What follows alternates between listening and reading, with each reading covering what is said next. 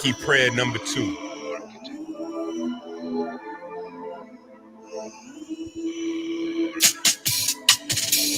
We give thanks and praise to the Most High God for the divine spark that set our cells into perpetual motion.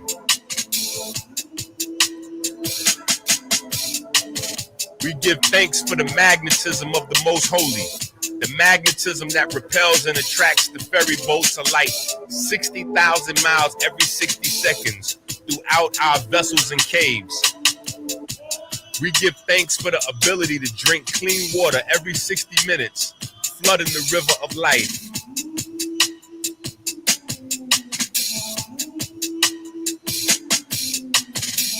We give thanks that sugar has not covered our ferries and turned them into stone. We give thanks that darkness has not covered the riverbanks with calcium and turned them into stone. We give thanks that anger and fear have not turned our almonds bitter, turning our heart to stone.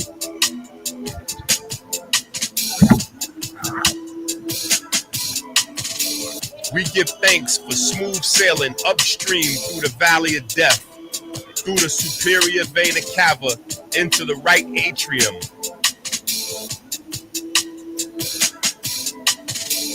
We give thanks for smooth sailing around the heart through the corona crown, joining the vortex in the right atrium. We give thanks for the perfect black solar repeater that induces the primary electromagnetic wave, opening the mouth of the Kodesh HaKodeshim. We give thanks for the mechanical wave produced when the mouth of the Kodesh HaKodeshim closes. We give thanks to the ray wave, reflecting on the semi-lunar valves, opening a pathway to the vineyard. We give thanks for the mechanical wave produced when the lunar gate to the vineyard closes. We give thanks to the Most High God that provides the light and our breath, and the light in our breath. We give thanks for the fine olfactory system that makes our grapes ripe with light. We give thanks for the Jed pillar that provides us with a stable fleet of ferry boats to dock in our vineyard. We give thanks for smooth sailing through the pulmonary vein into the storm of the left atrium. We give thanks for the perfect black solar repeater that induces the primary electromagnetic wave, opening the mouth of the Kodesh HaKodeshim. We give thanks for the mechanical wave produced when the mouth of the Kodesh HaKodeshim closes. We give thanks to the ray wave, reflecting on the semi-lunar valves, opening a pathway into the holy royal arch of the Wa scepter. We give thanks for the mechanical wave produced when the lunar gate into the holy royal arch of the Wa scepter closes. We give thanks for the magnetism of the Most Holy, the magnetism that repels and attracts the ferry boats of light 60,000 miles every 60 seconds throughout our vessels and our caves. Amen.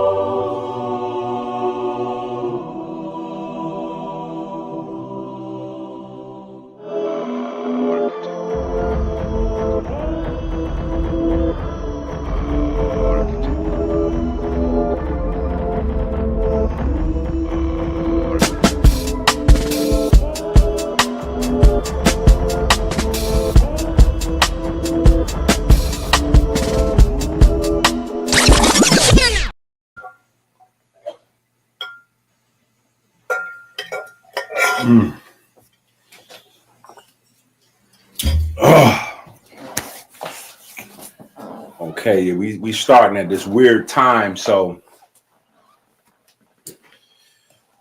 Looking disheveled. Had to get that prayer out the way real quick. Get that out the way. Get that out the way real quick.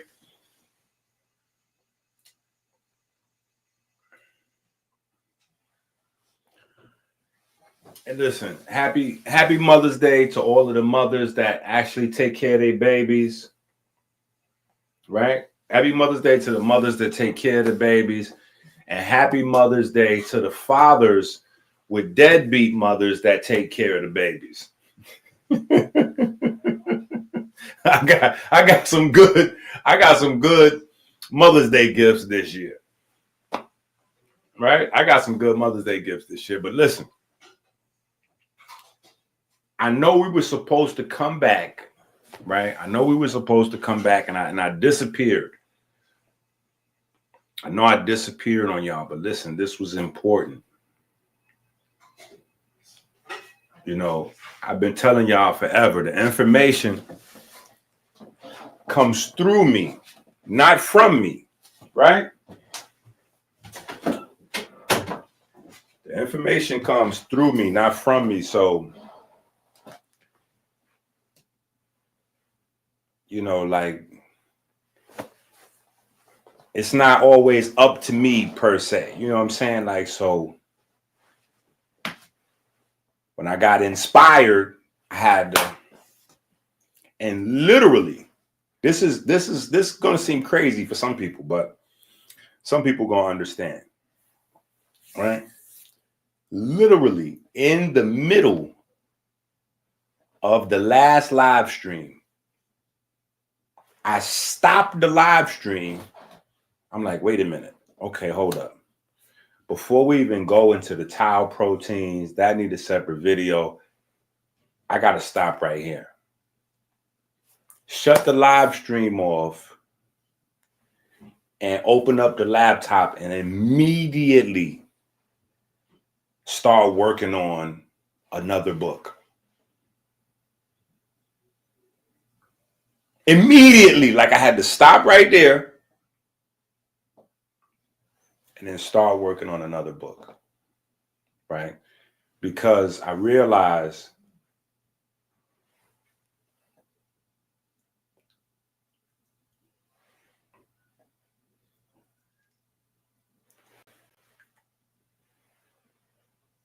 there was something missing from our conversations, right? And not like, I know, right? But I realize we're having these conversations and we haven't really discussed it, like not in a straightforward way. You know, we've discussed it quite a few times, you know what I'm saying? But not like in a straightforward way, you know, where we're taking the science and we're going literally from the center of the solar system all the way into your like cellular respiration, like from the sun all the way, not even the sun, the center of the sun, like from the solar system straight to your cells. And I realize there's a disconnect if we don't get that other part, right? There's a disconnect if we don't get that other part. And it's primarily wrapped up in this whole, you know, race issue. Is partially wrapped up in the big pharma, you know, the capitalization on people's ignorance and illnesses, you know, premature death.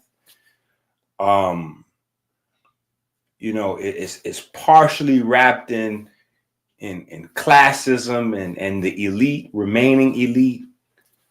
You know, so there are a lot of things that's blocking people's understanding And I'm like, wait a minute, we at this place. We literally at the crux, pun intended, we're at the crux of the conversation.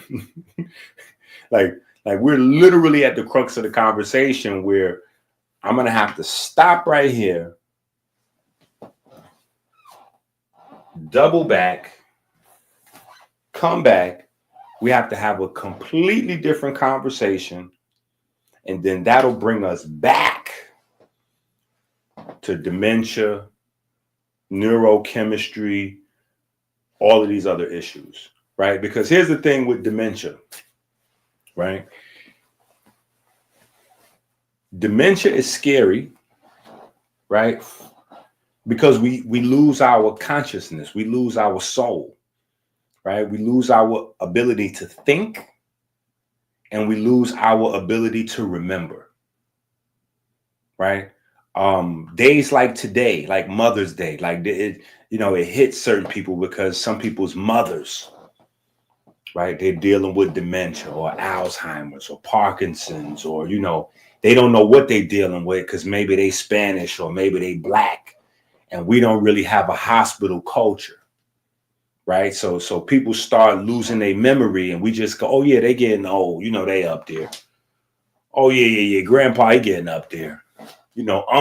Unc up there, you know what I'm saying? So we just write off like that. We don't realize, when family come around and you don't remember family name, you don't remember family faces, you don't remember certain core memories that you're supposed to have shared, right? That's dementia, right? That's dementia. You're losing the thing that makes you, right? It's not how you look in the mirror. Looks fade over time. It's not the flesh that makes you. It's the soul. It's the consciousness, right? So when we open that door up, right? When we open that door up, we're opening the door to have a conversation on the nature of intelligence itself. Right? What really is intelligence? Right? What really is intelligence? So we even have to explore this conversation in other facets of life, with, I can't even say AI fast approaching, I'll say AI fast encroaching, right? We have to be able to compare artificial intelligence to ancient intelligence, right? But before we really do that, we really need to narrow down what is intelligence, where does intelligence come from, and then where does it go? right? Where does it go? When we lose our mind, where is it? When I lose my keys, right? My keys usually, when I lose my keys usually like underneath my bed, right? Or maybe buried under some junk on my bed, right? Or, like the times I have the hardest time finding it is when maybe the keys was on my bed and they fell off the bed and they like got stuck in the guardrail on the side. So they not on the floor or under the bed, but they not on the bed. So I'm just lost. Like, where are my keys? Them jokers right in there in the guardrail. Like, what are you doing right here? But when you lose your mind, where is it going? When you lose your personality, when you lose your core memories, right? When you no longer have facial recognition, like where is that going? Why is it leaving you? Right? In order to have any of those conversations, right? Any of the conversations from AI to memory, dementia, all of these different things, because keep in mind with dementia is a boogeyman. Dementia is a boogeyman, right? Dementia is a phantom of the opera, right? I had this song. What I said in the song? I said, I'm the ghost in the wind the Phantom of the Opera, the freak accident that made the gun you was loading start popping you. Look how easy I sarcophaged you, right? But that's what dementia is. Dementia is not like there's dozens, maybe hundreds of different things that cause dementia. Right? When we think dementia is just like synonymous with Alzheimer's or synonymous with Parkinson's, because that's like the most popular. But there's a bunch of different ways that we get dementia. Like dementia is like last stop on the train. You know what I'm saying? Like last stop on the 4 train, or, you know, I don't know what's running in your neighborhood. You know what I'm saying? The D train, 4 trains to run in my neighborhood. But, you know, like, so all of these questions, I'm like, we have to get over here to the nature of intelligence, right? And because we don't have this narrowed down, the nature of intelligence, everything else is like foggy. When I say everything else, I mean everything else. Like the best gifts I got for Mother's Day, you know, I'm still on this Mother's Day thing. Like I'm serious with the Mother's Day thing. But the best gifts I got for Mother's Day is my big twins. They came home with their honor roll cards. You know what I'm saying? Or certificates, but it's like on a card stock. You know what I'm saying? So that's what we've been running with all weekend. Like the best Mother's Day cards or Father's Day cards that I ever received is y'all honor roll cards. You know what I'm saying? Like intelligence, right? So we have to have this question. You know what I'm saying? And to go down this rabbit hole,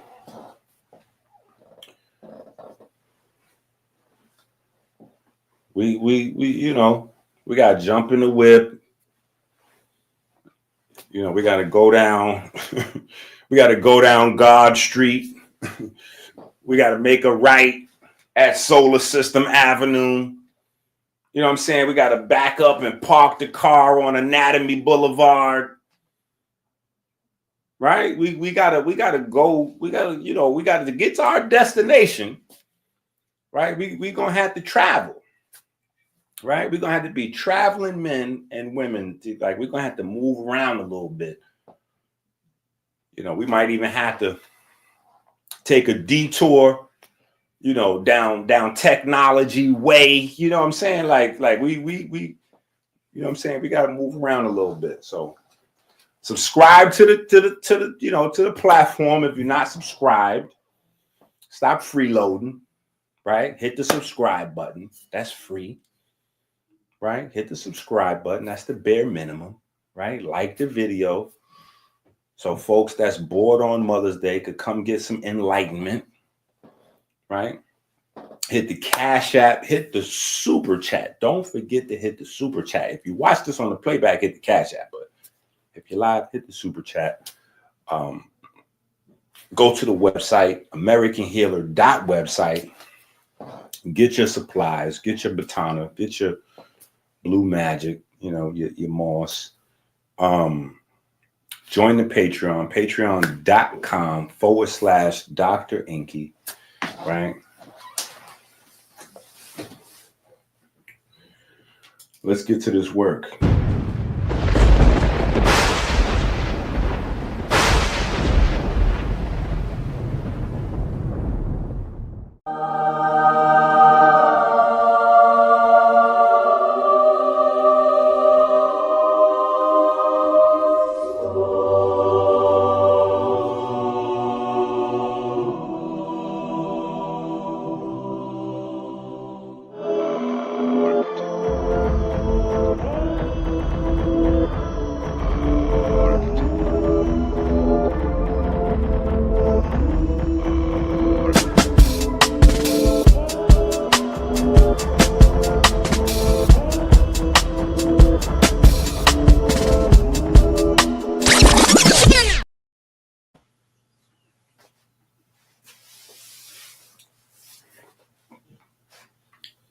The super chat savior, Peyton, to the rescue.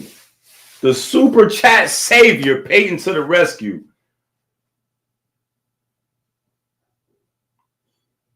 Hey, listen, I'm telling you, that book is crazy, right? Yo, yo, that book is crazy. Listen, that book is nuts. That's why, I don't know, I got into a zone and I just threw the graffiti. Like, I just felt like throwing the graffiti on the artwork for the cover. I don't know what I was thinking. You know what I'm saying? But it just felt like home. Yeah, it just felt like home. And I just wanted to, you know what I'm saying? That's right. Like, share, super chat, study the movement, melanin versus diabetes, patreon.com/Dr. EnQi, American Healer website, Cash App, $Minister EnQi, and of course, go to Amazon, get the books, add them to your cart, check out. All right, so I think we need to start with,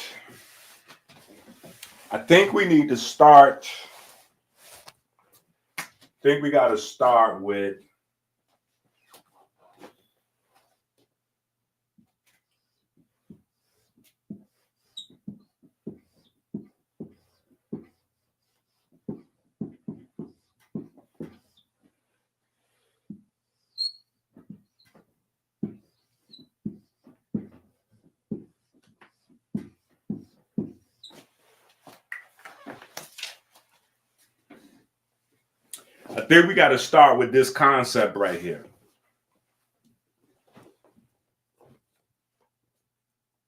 I think we got to start with this concept right here. Right? I think this is how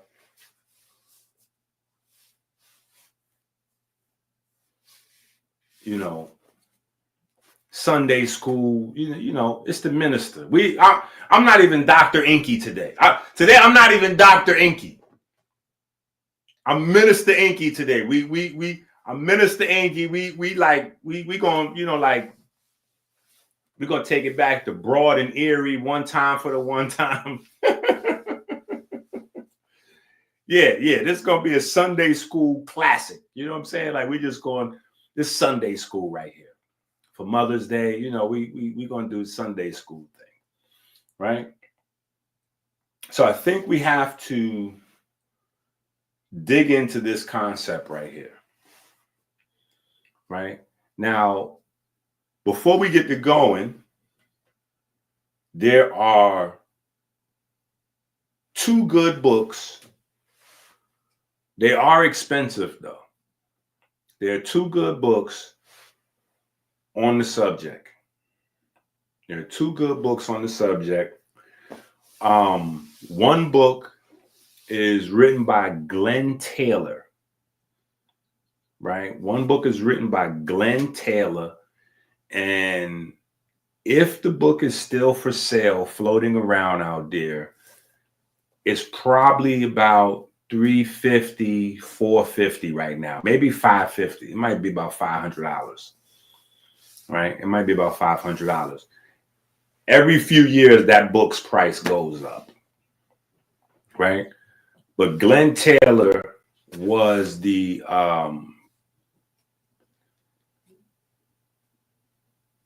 he was the first, I want to say, first European guy. Right? The first European guy to scholarly and very articulately break down the fact that Yahweh, right, the God of the Bible, is a sun god, right? Now, there's been a lot of conversation out there about Jesus, right? But that's low-hanging fruit. Right? The Jesus conversation is low-hanging fruit, right? So we're not really going to get into that too tough. That's low-hanging fruit, right? Jesus is the son, and he just so happens to have 12 disciples, right? Zodiac, blah, blah, blah, you know, Jordan Maxwell remixes, you know what I'm saying? Like we're not going to do that, right? But Yahweh specifically, right? Glenn Taylor did an amazing job in his book. And then you have a more recent book, which is probably about $100 to $200, written by Daniel Sarlo, right? Daniel Sarlo approaches it from a different perspective, right? But his underlying premise, same underlying premise that Glenn Taylor put forward in his book, right? Yahweh is a sun god, right? Now, the minister, doctor, minister, right? I have a completely different perspective. I have a completely different perspective, even though I obviously totally agree with Glenn Taylor and Daniel Sarlo, and may have or may not have borrowed, I'm gonna say borrowed passage, you know, a passage or two from them, because there's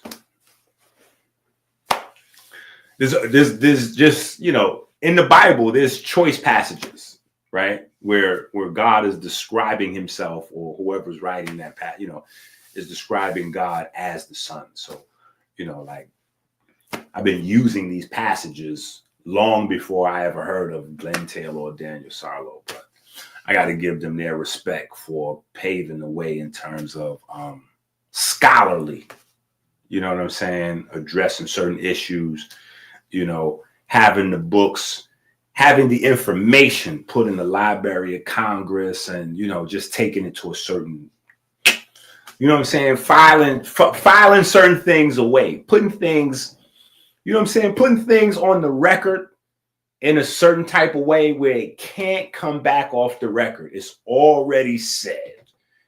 It's already stamped. It's already approved. It's already shipped, right? So now when we come back and we do what we do, this can't be undone, right? This is a monumental. It's a monumental conscious shift. It's a paradigm shifting book. It's inexpensive too. It should be online. Our book I'm talking about, it should be online today or tomorrow, right? And it's drastically underpriced, right? I may have to change the price. Yeah. So if you don't buy it when it first comes out, it's probably going to go up just because of the market. Sometimes when you write a book, it has to be reasonably priced for the other books of the genre, right? And so with Glenn Taylor's up there in the, you know, $500, Daniel's book up there close to $150, $200. Me coming in under $20 is crazy, right? Especially since the information in our book is probably a lot more valuable, right? A lot more valuable. But this is what we have to address first, right? We have to address this first.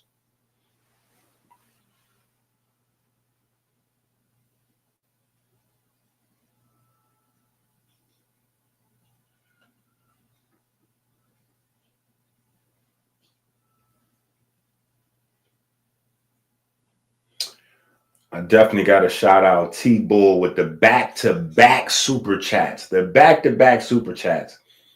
I don't know what you mean. Ask me about ashwagandha. Ashwaganda's good. I like ashwagandha. I use ashwagandha a lot. It's a really good, inexpensive adaptogen. You know what I'm saying? In some instances, it's even better than rhodiola, and rhodiola is like way more expensive. You know what I'm saying? So, yeah, ashwagandha is pretty good. Using it for better sleep? I don't know about using it for better sleep. For better sleep, you just want like some tart cherry syrup. You know what I'm saying? Tart cherry syrup. Not juice, syrup. You know what I'm saying? About hour, 2 hours before you go to sleep, you're straight. right? Because tart cherry syrup is going to get the melatonin flowing. You know what I'm saying? And if you're having trouble sleeping, it's probably that.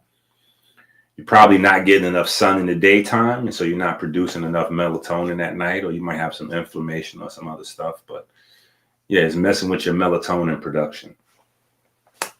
Right, which is a part of this conversation we're getting ready to have. If it depends on how long the conversation goes, but these are all a part of the conversation, right? Okay, so right out the gate, right?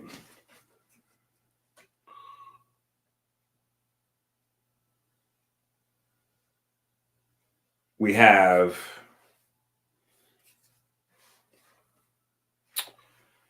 a couple concepts that we'll debunk as we go along. We'll debunk them as we go along, but I don't feel like,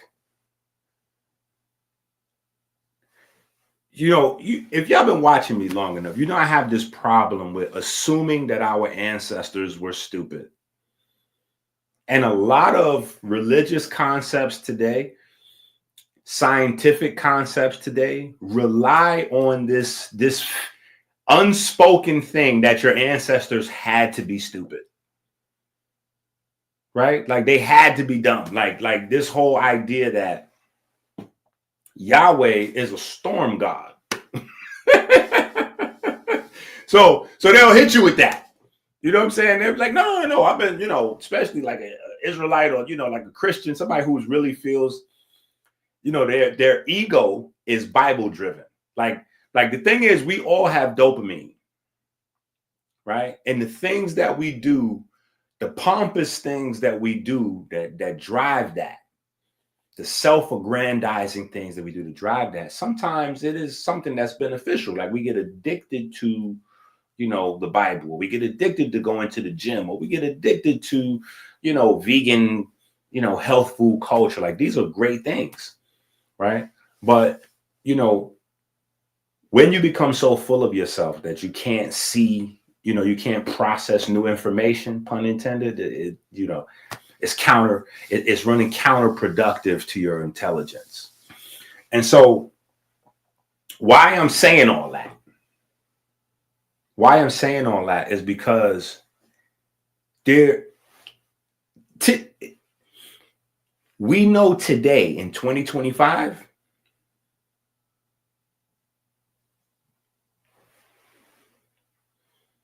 that the sun is in charge of all weather patterns on Earth.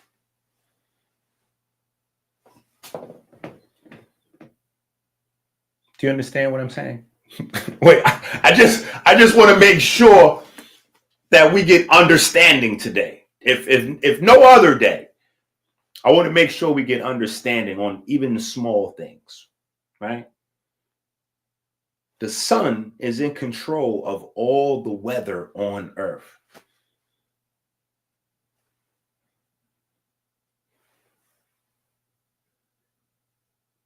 So what are you saying, Doc? That means being a sun god puts you in control of the storms, puts you in control of the weather. So there's no such a thing as saying, oh, well, Yahweh is a storm god, so he can't be a sun god. Unless you're saying that our ancestors were so dumb, right, that they did not know that the sun was in charge of the weather. And anybody who spends any time reading ancient documents, ancient manuscripts, you will know beyond a shadow of a doubt, especially if you spend any time reading comedic, ancient Egyptian papyri, right? The ancient scrolls, tell you, oh, the god Ray sent rain. This one sent storm. So some of this stuff is just like, how is this still like official hardline mainstream answers to some of these questions? How are there people still saying like, no, Yahweh is not a sun god because he's a storm god? Now, the mountain god conversation might be a little bit more nuanced, not harder to understand, just a little bit more nuanced. And that just depends on the school you come from, right? Because it's okay to say that Yahweh is any type of God but a sun god, right? He's a thunder god, he's a lightning god, he's a storm god, he's a mountain god. You could say anything but a sun god. And there's a reason. There's a reason for that.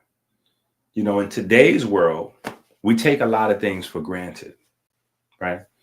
And, you know, although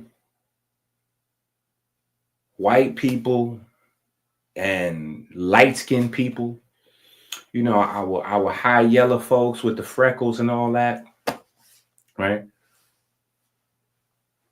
Today, they can use sunscreen, you know, they can use certain natural moisturizers, give them a certain, you know, protection against the sun. But you have to realize something. 2,000 years ago, it was brutal. 2,000 years ago, it was brutal. So there's a whole unspoken part of history, a whole unspoken aspect of history that we just keep like glossing over and not really dealing with these big elephants that's in the room. It's not only for power. It's not only for money. It's not only for control that some of these things were hidden. Some of these things are hidden because they're painful memories to certain groups of folks. So there's a lot of different reasons why Yahweh as a sun god has not really been put to the mainstream, right? And again, I'm rolling with the hard line because we have to go with the fact that our ancestors were dumb. That's the whole thing right there. We got to go with the fact that our ancestors were dumb. And then secondary to that, we have to accept that we are dumb. You and I. You and I. We have to accept that we are dumb. You go, wait a minute, Doc. Hold on. You might be going too far now. No. Trust me, I'm not. Because we have to accept, right? Here, let me show you what I'm saying. Before you get mad with me on Mother's Day, right? Let me show you what I'm saying. On one hand, whether you are Christian, Jewish, you know, Seventh-day Adventist, Muslim, right? Catholic, right? Doesn't matter, right? God is the creator of life and the sustainer of life, right? We could go on and add some more adjectives, but I think you get the picture, right? You get the picture, right? Now, science, which is supposed to be against religion, you know, they're supposed to be ops. They're supposed to be Bloods and Crips. They're supposed to be the, you know, the what was the Civil War, the Union versus the South, you know, the whatever, however, you know, the red versus the blue, the, you know, Cowboys and Indians, you know, they're supposed to be sworn enemies, like, you know, G.I. Joe and Cobra, you know what I'm saying? Like, however, whatever triggers, you know, like that hard line, you know what I'm saying? It's supposed to be religion over here, science over here. Now, what does science tell you? Science tells you that the sun is the creator and maintainer of all life, right? Well, people have been put into bondage, killed, enslaved, all kinds of stuff in this little narrow gap of understanding. Wait a minute. And I think this might be why I never had certain types of hangups. I've had plenty of hangups. Trust me, I'm from 158th Street in the Bronx. I've had a very long learning curve, to say the least, right? But thank God I haven't had certain types of hangups, and for me, I've always been confused looking at, listening to certain people, because the Bible for me was always saying the same thing as science. I never understood the beef. And I always looked at the hardline scientists and the hardline religious zealots as, it's Mother's Day. We'll be nice. We'll just say not so sharp, right? Not the sharpest tools in the shed. You know what I'm saying? Like, wait a minute. You do know that the Bible is referring to the sun as well. Like the Bible is talking about the sun. And so science is talking about the sun. We got social politics. We got social order that's been maintained for the last 2,500 years, where particularly the Black people have to stay on the bottom class. Right? I mean, that's how it goes. Right? And it's really difficult to do that if God is like the sun or associated with the sun, because then you got to revisit this whole pigment conversation. Things get really weird. It gets weird. It gets very emotionally tiring. It gets, you say, I say, what are you saying? Are you a Black supremacist? Like what, it gets really tricky. And so it's hard to have the important scientific conversations. And when you fast forward to 2025, these arguments have died down, but the death toll has went up through the roof. This is why diabetes is an unsolved mystery going on and on and on. This is why Alzheimer's and dementia. This is why all these things are unsolved mysteries going on and on and on. This is why heart disease is an unsolved mystery going on and on. Yeah, because we've just gotten a few scientific journals brave enough to print that there is a different type of melanocyte in the heart than anywhere else in your body. You have cardiac melanocytes. Wait, what? Cardiac melanocyte? So does that mean that the cardiac melanocyte, being a different type of melanocyte, creates a different type of melanin to facilitate the heart function? Obviously. Right? So so these disease places, the number one killers have this all in common. The number one killers in the world today all have in common pigment. It's a pigment conversation. Go on the internet now. Look at the cancer landscape. The entire cancer landscape is changing. Right? The whole conversation is shifting to Thomas Seyfried, Otto Warburg, right? And what are they talking about? Oh, mitochondria is behind, mitochondria, cellular respiration. That's behind all these cancers.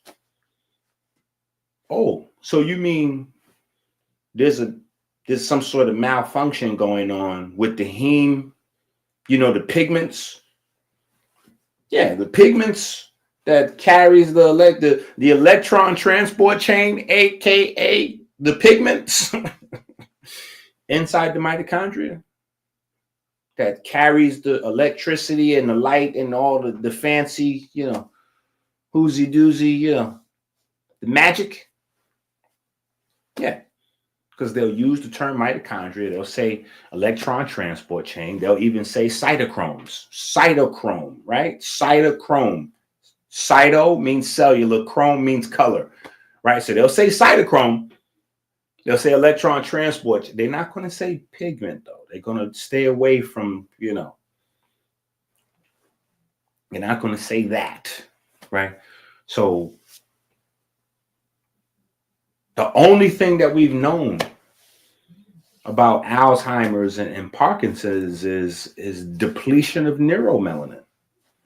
That's the only thing solid that after, I don't know, 50 years of study, billions of dollars pumped into, only thing we know for sure is that when the neuromelanin goes down, the brain stops working.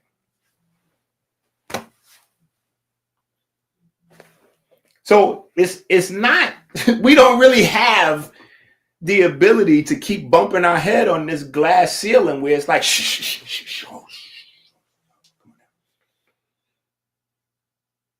You can't discuss that. You gotta come, ink. You know, like, I'm like, what, how, I can't go forward. What are we doing? That's why we have to dispel the rumors and the ideas that white folks don't have pigment. Because, like, wait, is that the problem? No, y'all don't have eumelanin in your skin. But you have pheomelanin in your skin just as much as we have eumelanin. You have neuromelanin just as much as we got neuromelanin. You got cardiomelanocyte. What are you doing? Your body loaded when you got opsins, hemoglobin, myoglobin, you know, like neuroglobins, cytoglobin. Like, your body is loaded with pigments just like my body is loaded with pigments. So yeah, there's that. Like, let's get that out of the way and then realize this is a global issue. Yeah, we're at the forefront because we're a little bit more sensitive to pigment-related issues. That's why we're going to, you know, we'll be at the front of the line for all these different ways to die. You know what I'm saying? Like Super Cat, 6 million ways to die. Choose one. we like on the Super Cat line, like 6 million ways to die. Choose one. Hold that test up. Yeah, so we at the front of the line, but that's it. Everybody's on the line. We might be at the front, but everybody's on the line because there's a big gaping hole in our understanding of how the body works. Right? There's no such a thing as, like, VO2 max is a measure of how efficient your pigments are working.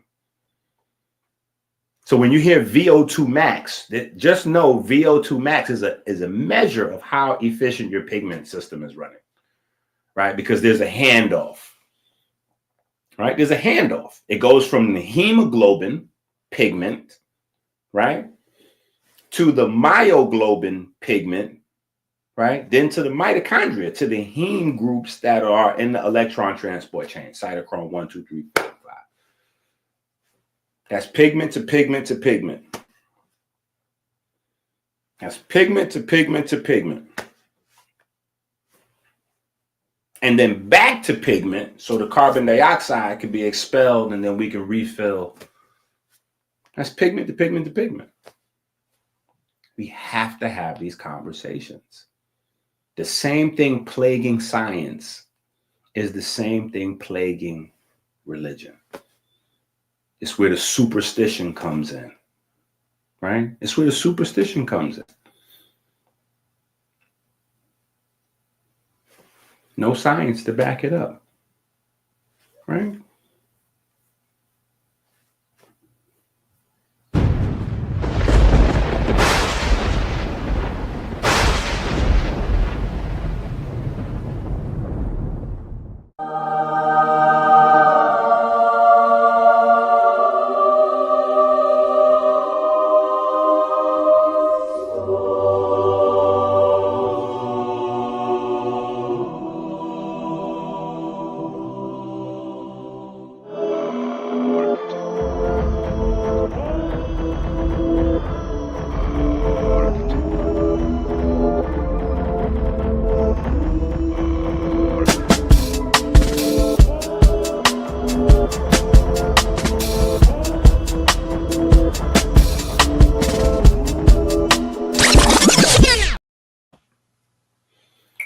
Okay, so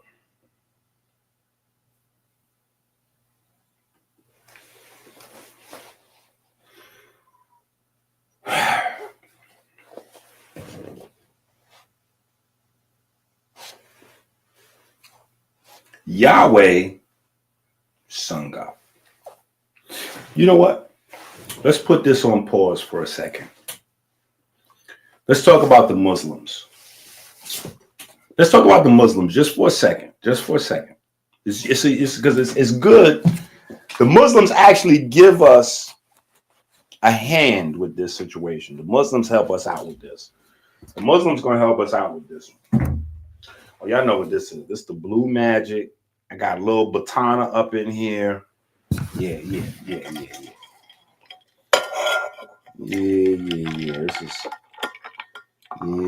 is that nitric oxide drink right here. This is that nitric oxide. This is that nitric oxide program right here.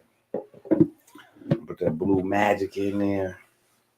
Put a little bit of batana up in there. Slice up some beetroot. Make sure you put the whole greens and all that up in there. Woo! Yeah. And then just add some deliciousness to it. Whatever that is for you. Right? You can add you some blueberries. Maybe some green apple. I know what this boy, see, he playing with me. I know what he forgot to add in there. Because I was getting ready to tell y'all, put a little bit of onion inside your smoothie, a little bit of red onion. Chase is playing with me. That's all right. I got him. I got him covered, though. I got him covered because he thinks it's a game. Chase!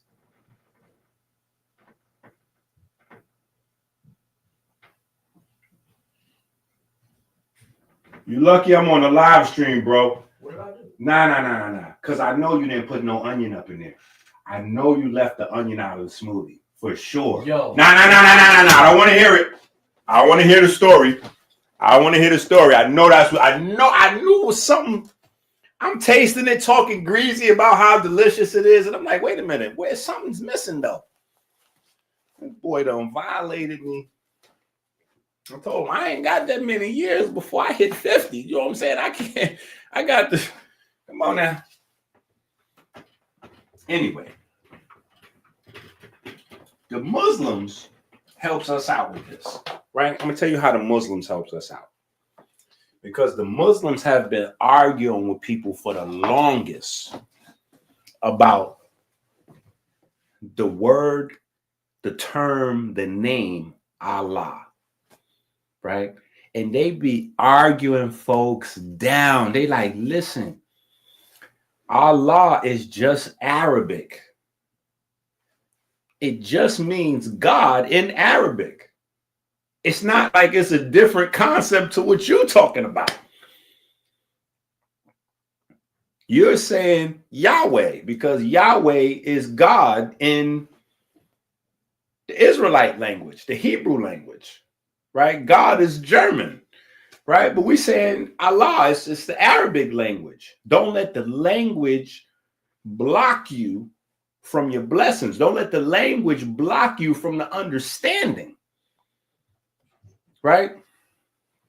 And so what we have here is a question of that, right? What we have here is a question of that.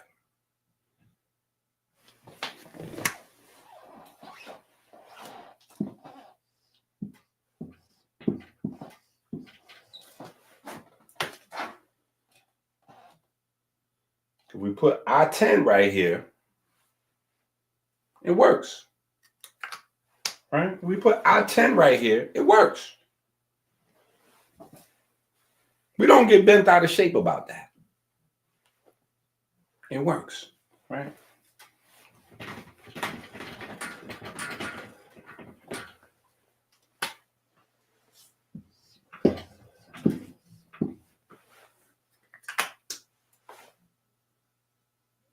Yeah, if we put Ra right there, it works. No beef. right? And we can kind of keep this going, right? We put our tomb right there, right? It works. We can even put my favorite up there, right? We can put my favorite in. We can put my favorite in. Yeah. No problem. Work smoothly. We good. Easy fit, right? Well, why is it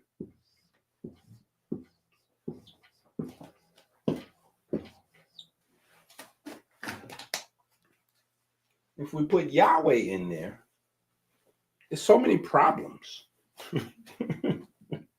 There's so many problems. I'm telling you, this is a full-blown Scooby-Doo episode. I'm telling you, Scooby-Doo was such a deep cartoon. I miss Scooby-Doo. Right? It had made so many spin-offs and it got corny. The original Scooby-Doo, priceless. Oh my God. They revealed the whole blueprint.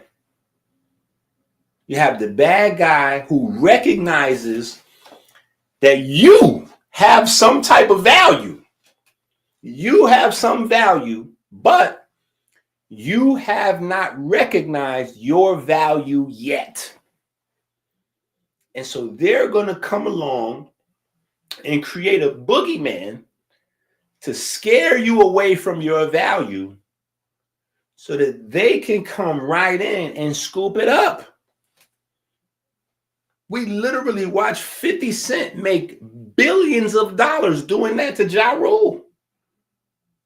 Like 50, executed that flawlessly. We've never seen that like in the hood, like so pronounced like that. Ja Rule was on top of the rap. You know, he was making hits with the singing and the ladies and all that. 50 Cent started trolling Ja Rule, like, what kind of thugs sing? And the moment he got Ja Rule to commit suicide, Ja Rule stopped singing, start rapping tough, and what did 50 do? Start singing immediately. Yeah, 50 starts singing immediately.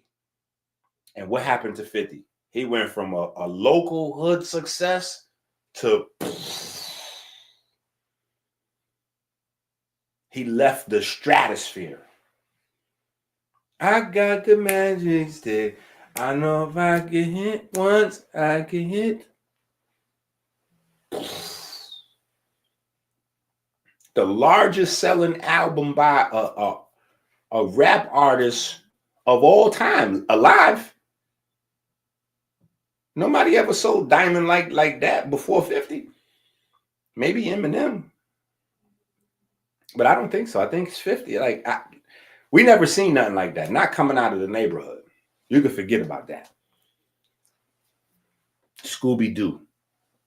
Recognize the value before the owner of the value recognizes the value, and then scare them away from it. Scare them away from it. Right? Or, you know, what they say in business, right? Buy low, sell high. Right? It's encapsulated in that phrase. Buy low, sell high. I went to Greco Financial Institute, 11 Wall Street.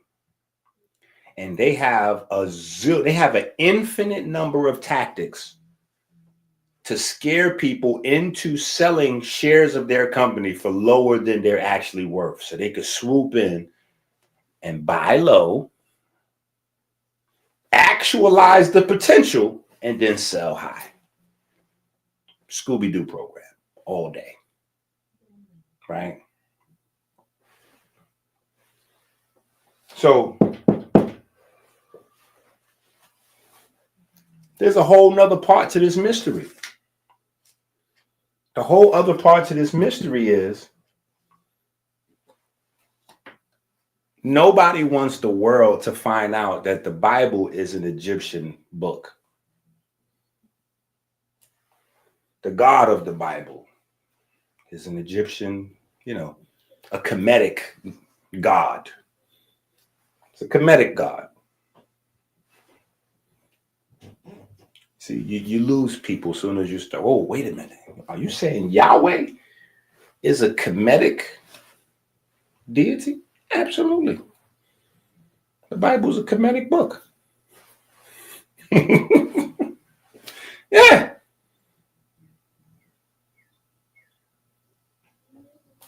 And scholars in certain pockets, they know this already. They've been teaching this quietly amongst themselves.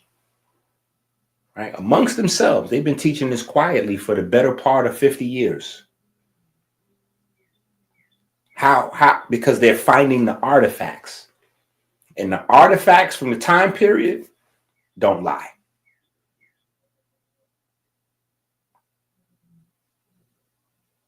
The artifacts from the time period don't lie. It's brutal truth. Right? So this is where my perspective kind of differs from the scholars and even Glenn and Daniel, what they trying to do. Because what I'm saying is not having the truth about God is causing disease. Because we're stuck in debate and challenge mode instead of just being able to skip right to the part where we position ourselves for longevity. The way we're supposed to, the way our bodies are actually designed, right? Our bodies are designed, hardwired to have a relationship with our creator. But we're having all these debates about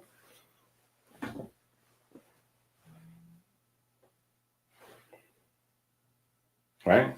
So we have to address these things and hopefully get people through the mental blocks, right? Which are then become the seeds of procrastination, right? People just don't, like, we know what we need to do, but we're not doing it. So you got a whole $1 billion industry of motivational speakers. People that's just motivating you to do the things you know you was already, like, already you need to quit smoking cigarettes. Like you know that already. But you need to pay $1,000 to get $2,000 plane tickets to fly to a conference in, Houston or LA somewhere so you can get motivated to, You need to get motivation to stay alive? Okay. All right. That's why we got to have these combos.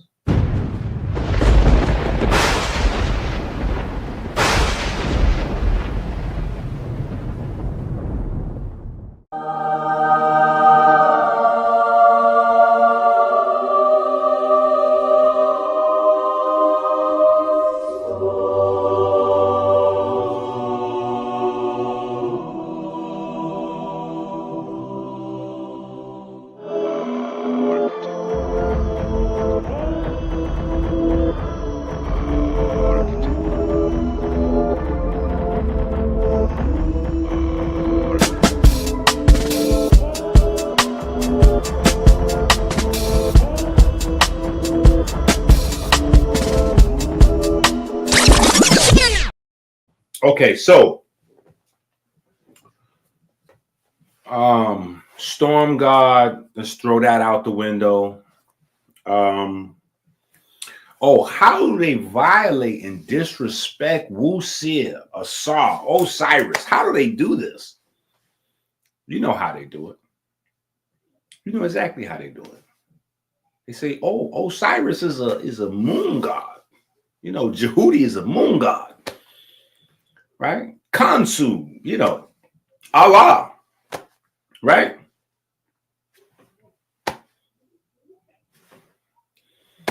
Once again, are we saying that our ancestors are dumb?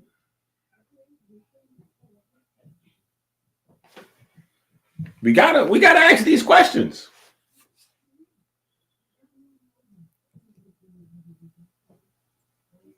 Are we saying that our ancestors were dumb?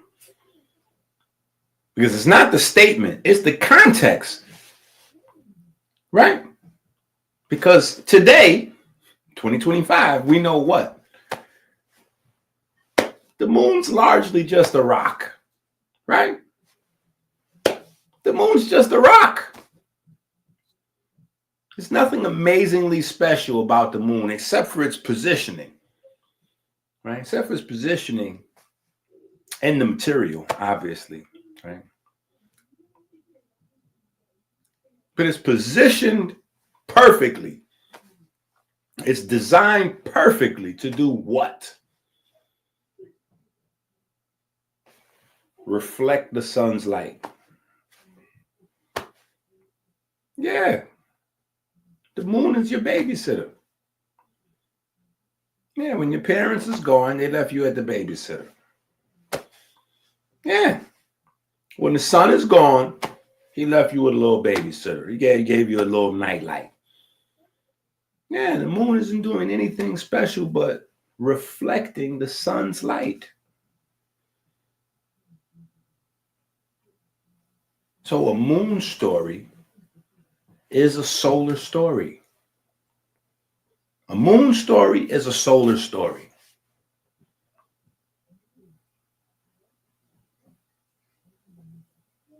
We got to understand this. The moon story, solar story. Storm story, storm god, lightning, that's a solar story.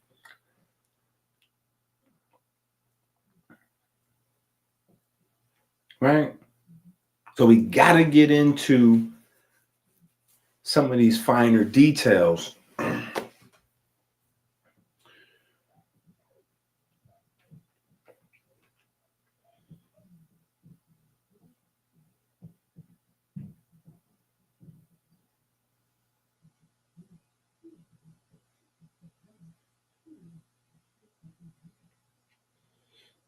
Right?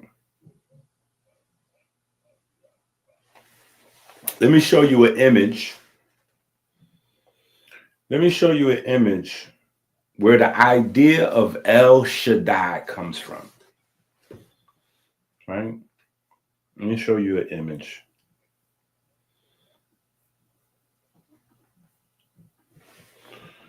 I'm going to show you an image. Right? Because some of these other names people debate about. Oh, yeah, El Shaddai and this one and that one. So we got to go through some of this stuff. Some of it. We don't got to spend too much time on it, but we do have to go through some of this stuff.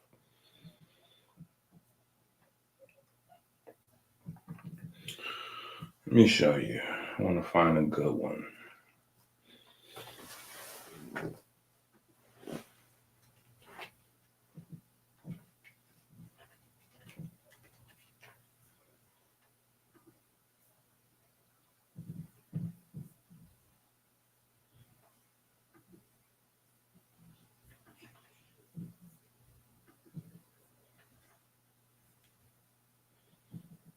Here we go.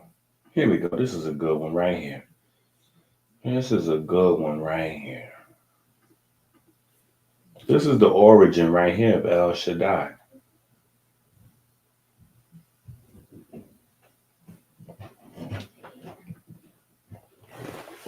El Shaddai right here.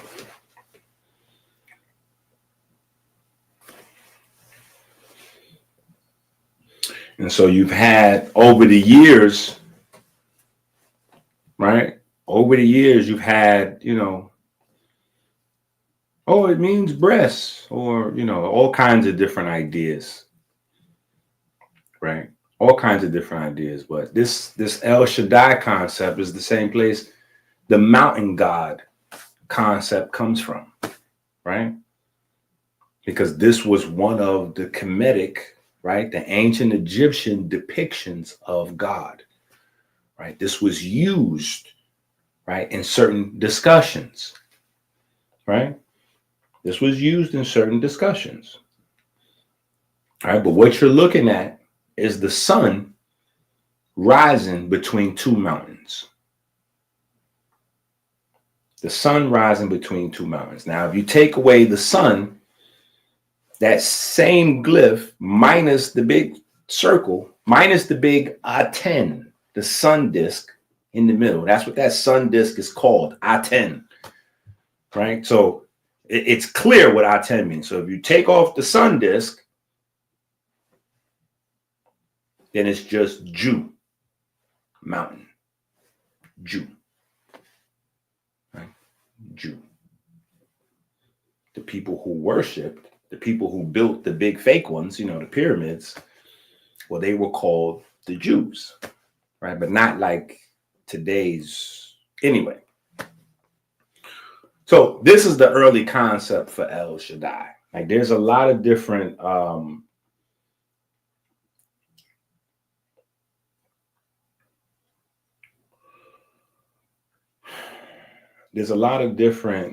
conversations, right? There's a lot of different conversations. Like for instance,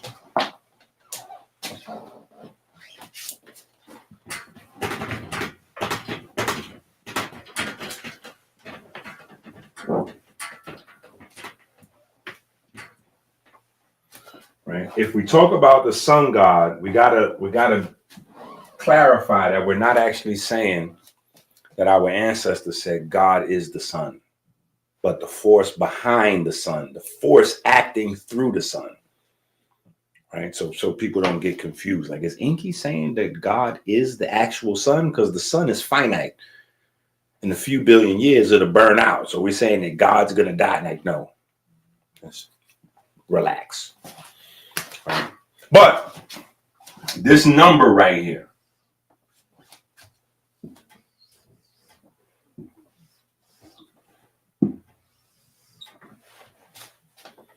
right? Or maybe more importantly, I should put the number like this.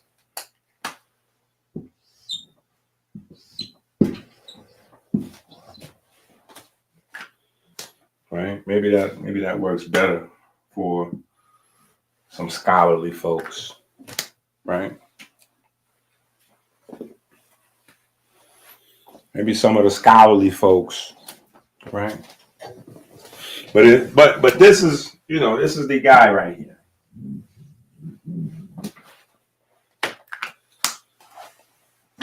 And it's an important number. It's a super important number. Right? It's a very important number because science tells us that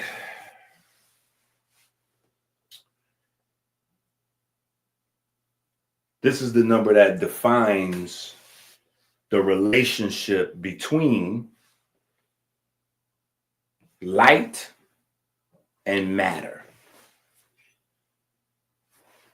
This number.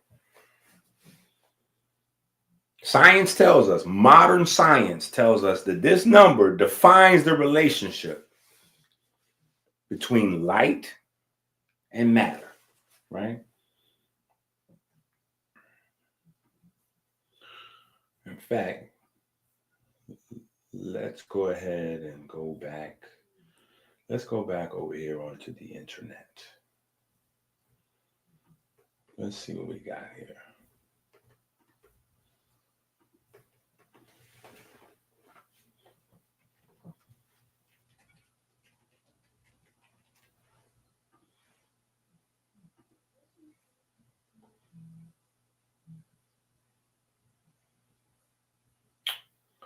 Let's see what this. Okay, stop sharing. Sorry about that. Share this page instead. Here we go. Yeah, here we go. Now let's go over here and check this out.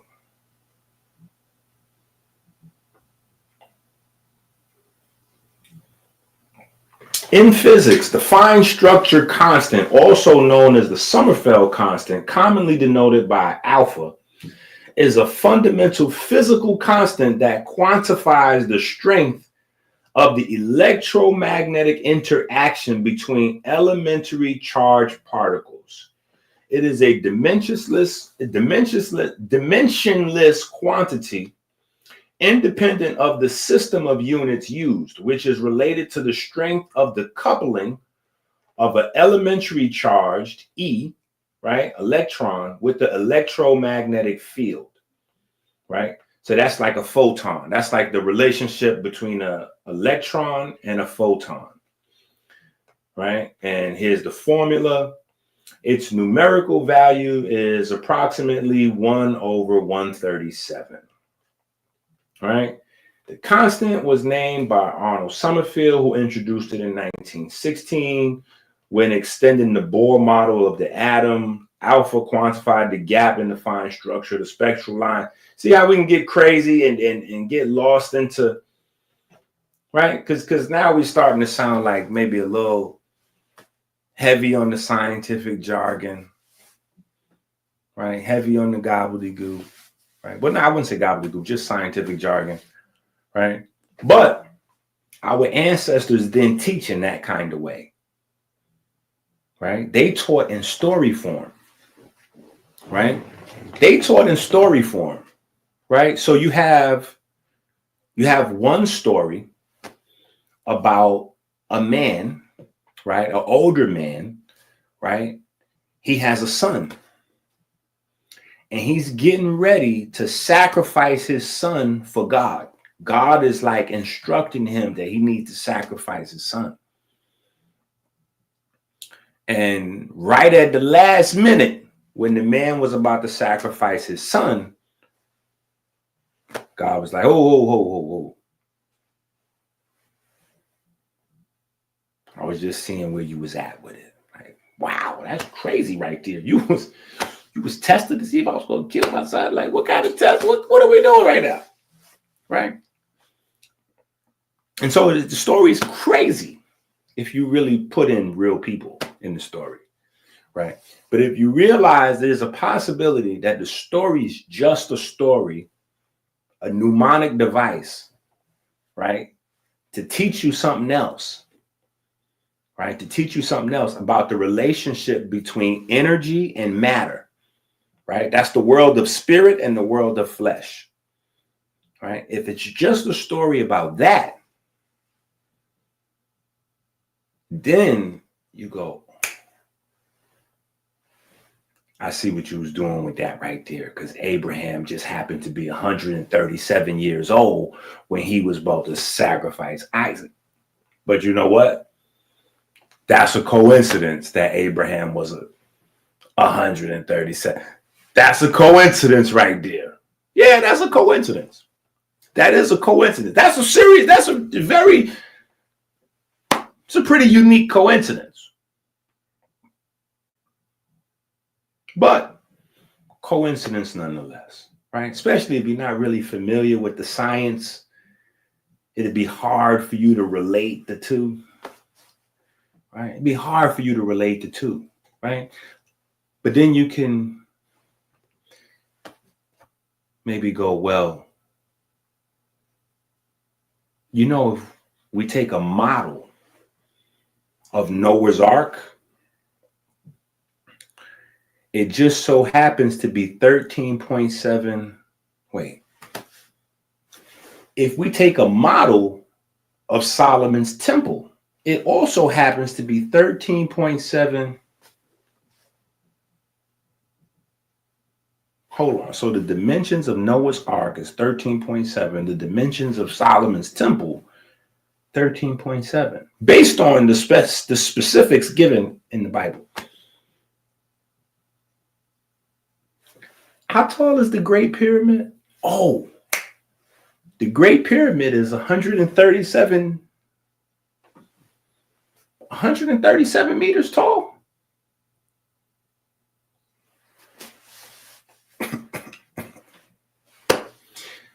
A lot of coincidences, right? A lot of coincidences. I'm just saying. There's a lot of coincidences that you would just have to like.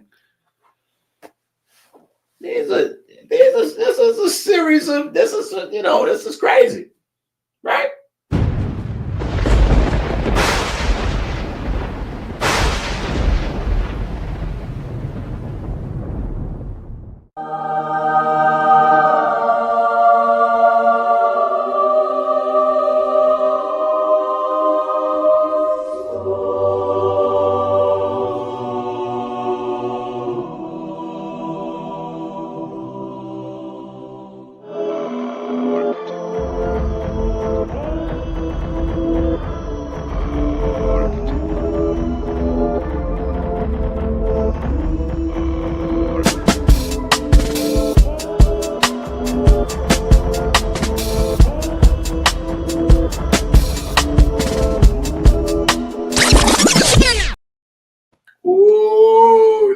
Drop the science. Yeah, that's what we're doing. Right? So look, so let's go back now, right? Let's go back. Right? Let's go back. Let's stick with this for a second. Because I know when I'm like, yeah, Abraham, 137 years old, he about to say, I know in your mind, you're like, hold on now. Was you cooking or was you just playing, making up? Listen, it's a lot of coincidences. Right? It's a lot of coincidences. How old is the universe? If you ask these folks, right? How old is the universe? 13.7.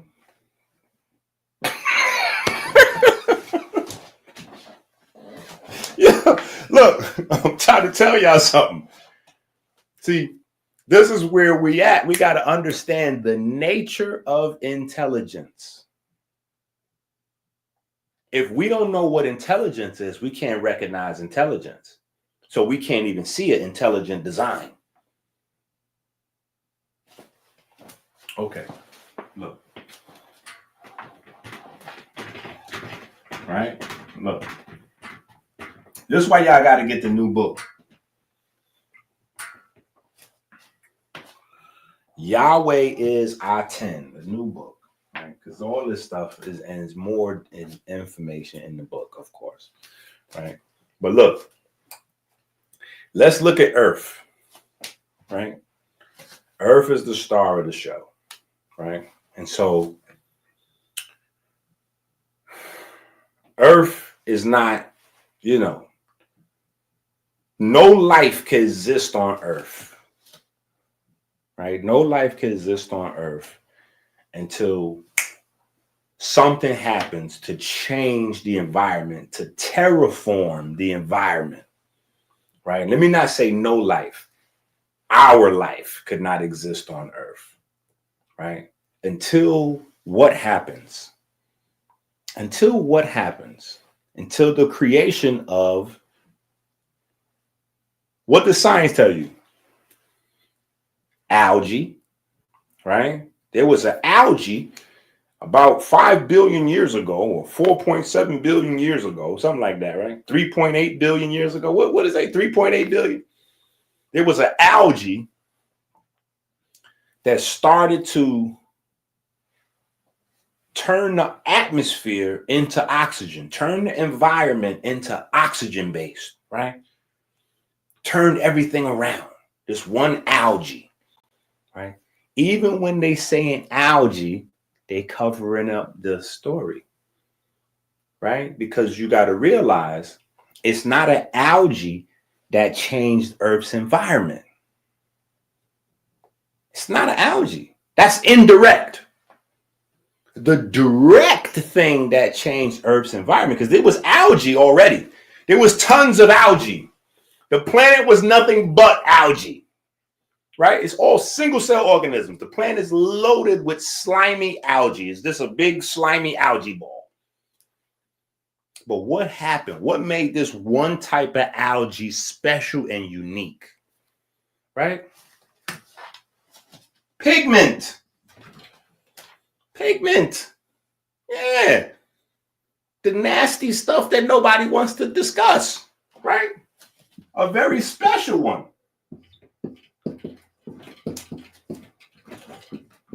Right? This guy. This guy. Which is part of the reason why Osiris is green, right? We'll see it green, right? This guy. Yeah. Chlorophyll. Pigment. But here's the thing. Here's the thing. Here's the thing. Right? Let's write this out.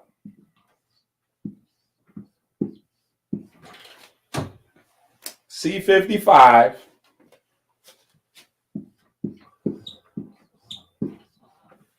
H72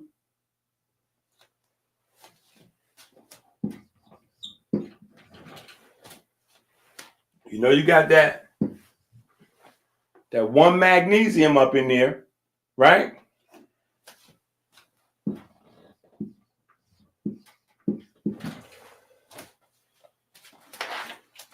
Let me do that better. Let me bring that back some so we can have more room. Let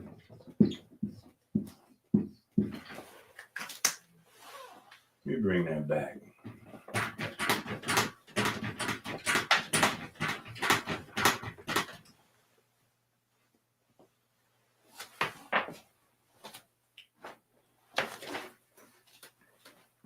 This is chlorophyll right here. This is what chlorophyll looks like the molecular breakdown of chlorophyll. This is what it looks like. 55 carbon atoms, 72 hydrogen atoms, 1 atom of magnesium, 4 atoms of nitrogen, 5 atoms of oxygen. Chlorophyll.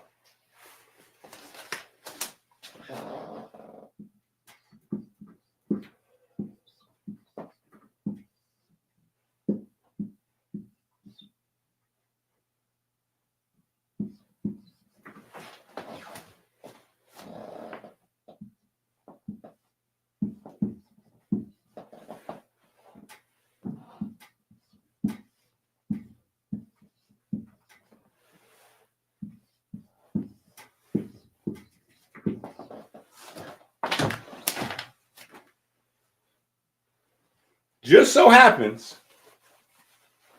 see that? 55 atoms plus 72 atoms is 127. Plus 1 gives you 128 atoms. Plus 4 nitrogen atoms gives you 132 atoms. Plus 5 oxygen atoms gives you 137 atoms. Chlorophyll. Yeah. These coincidences, coincidences just adding up. You see, people have went to jail for less evidence, People have been convicted with less evidence than this. You see this adding up like how this adding up here. A lot of coincidences, right? Just so happened to be the pyramid, Osiris green, the pyramid, 137 meters, the scale model of Solomon's temple in height, 13.7. Noah's Ark in length, 13.7. Just interesting. Just interesting. Chlorophyll changed it. So, again, patterns, right? At this point, it's safe to say there's a pattern that our ancestors were hip to, right? Because this number is in the king's chamber as well, right? It's in the king's chamber. This is a pattern that our ancestors were hip to. They try to put you on to. We can't see it because you don't see with your eyes, you see with your mind. If your mind's not educated, your eyes can't see it, even if it's right in front of you. You'll just read the story of Abraham and Isaac and be totally distracted about somebody sacrificing their son. Them numbers never popped out to you. You're like, wait, how old was he? Hold on, well, how old was Isaac? Because, he just let somebody just lay him down. Wait a minute, how old was these folks? Like, you start asking common sense questions, you start leading you to other places. Like, whoa. How Isaac just gonna let somebody, like, come on, bro. Obviously, there's some other type of communication because ain't nobody, like, come on now.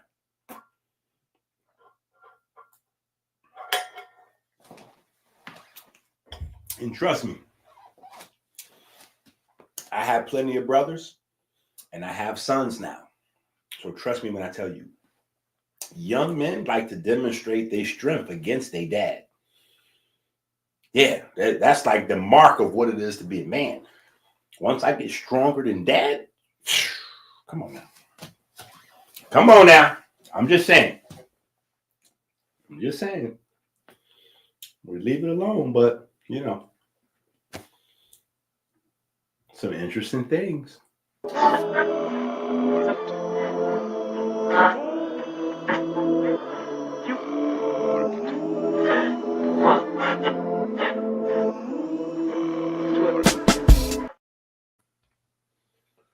Okay.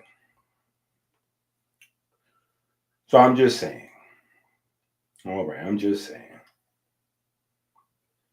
All right, I'm just saying. Right?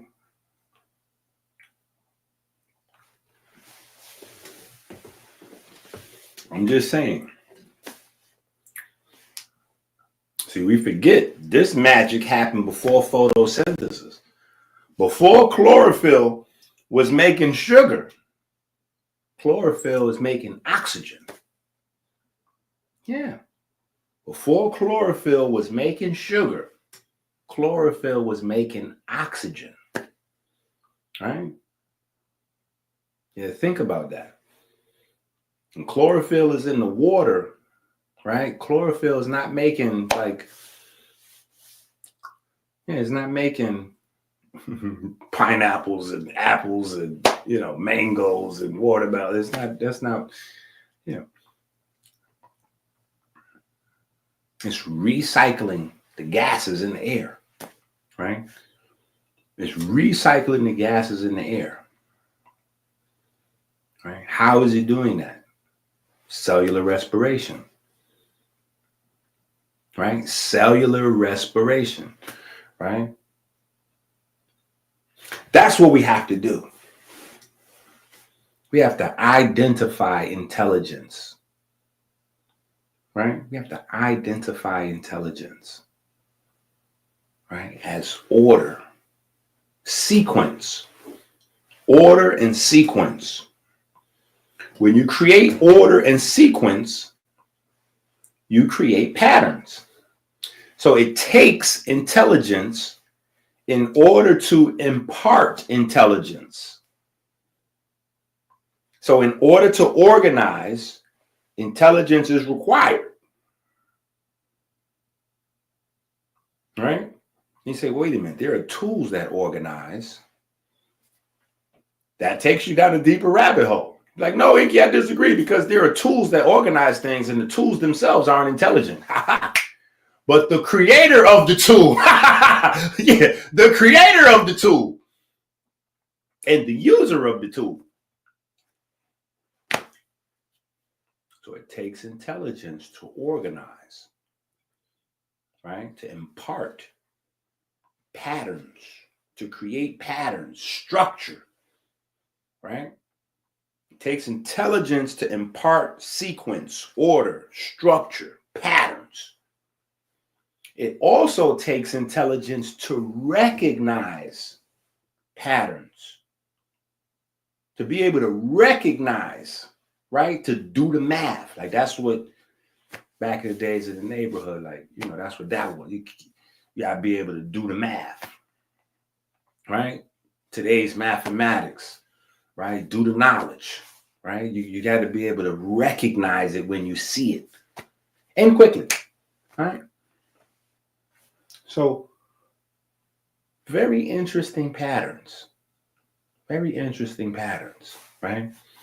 Especially that science tells us that this number here represents the interaction between energy and matter at their most fundamental level. That's a photon and an electron, or a photon and a proton, right? Photon, electron, or photon, proton. Because they're talking about protons when they talk about electromagnetic field, right? Alternating electric and magnetic fields gives you light, photons, right? So atoms, the first thing you interact with an atom is the electrons in the outer valence. Atoms make up all of matter, right? So just in case we're not all on the same page, right? So atoms, the things that make matter, like when you see the drop in science, atoms, right, have electrons, electron cloud covering them up, right? That's what, so atoms, electrons, light, photons, right? So the interaction between photons and electrons.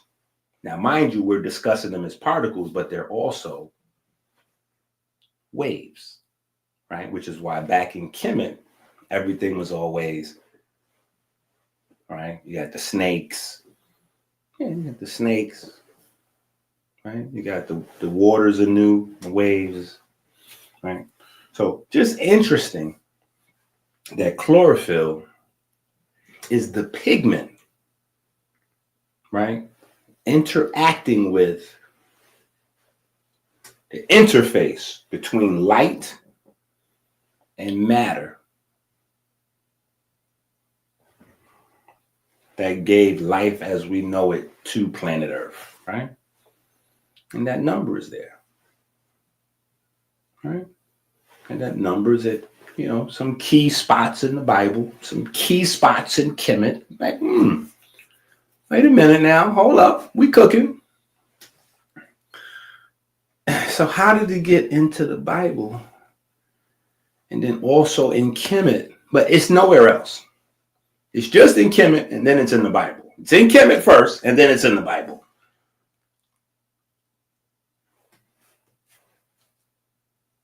It's only one of two answers, right? It's only one of two answers. Either the folks writing the Bible, you know, they was looking over at somebody else's answer sheet during the test time, right? It was, hey, what you got for number 12? Hold on, because I don't know what's on number 12. What you said on numbers? You got what? You put 137 on yours? Okay, hold on. I'm going to put 137 on mine. Right? Or the comedic people wrote the document. Right? I'm just saying. Right? Because it's a lot of coincidences. Right? All right. We can move on. Right? We can move on. Right?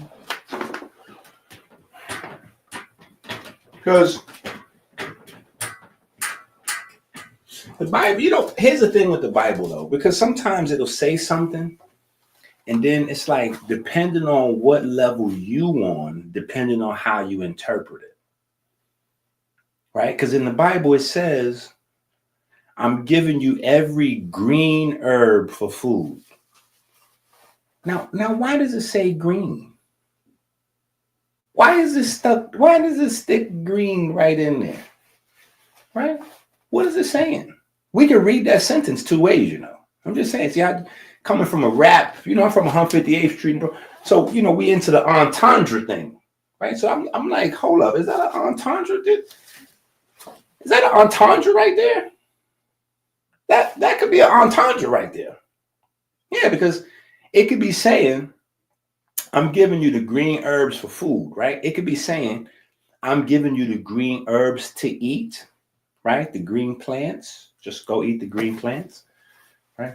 Or it could be saying, I'm giving you the green plants for food. Like, yeah, the green plants is going to make your food.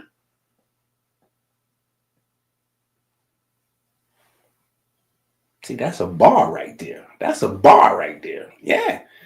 As it says, I'm giving you the green plants or the green herbs for food, right? But it doesn't really add more specificity than that, right? So it could be for you to go eat those green things, or it could be for you to find the green things, because the green things is going to make your food for you. And it just so happens that what? The green plants, well, that's what they do. Right? They make your oxygen and they make your food. I'm just saying.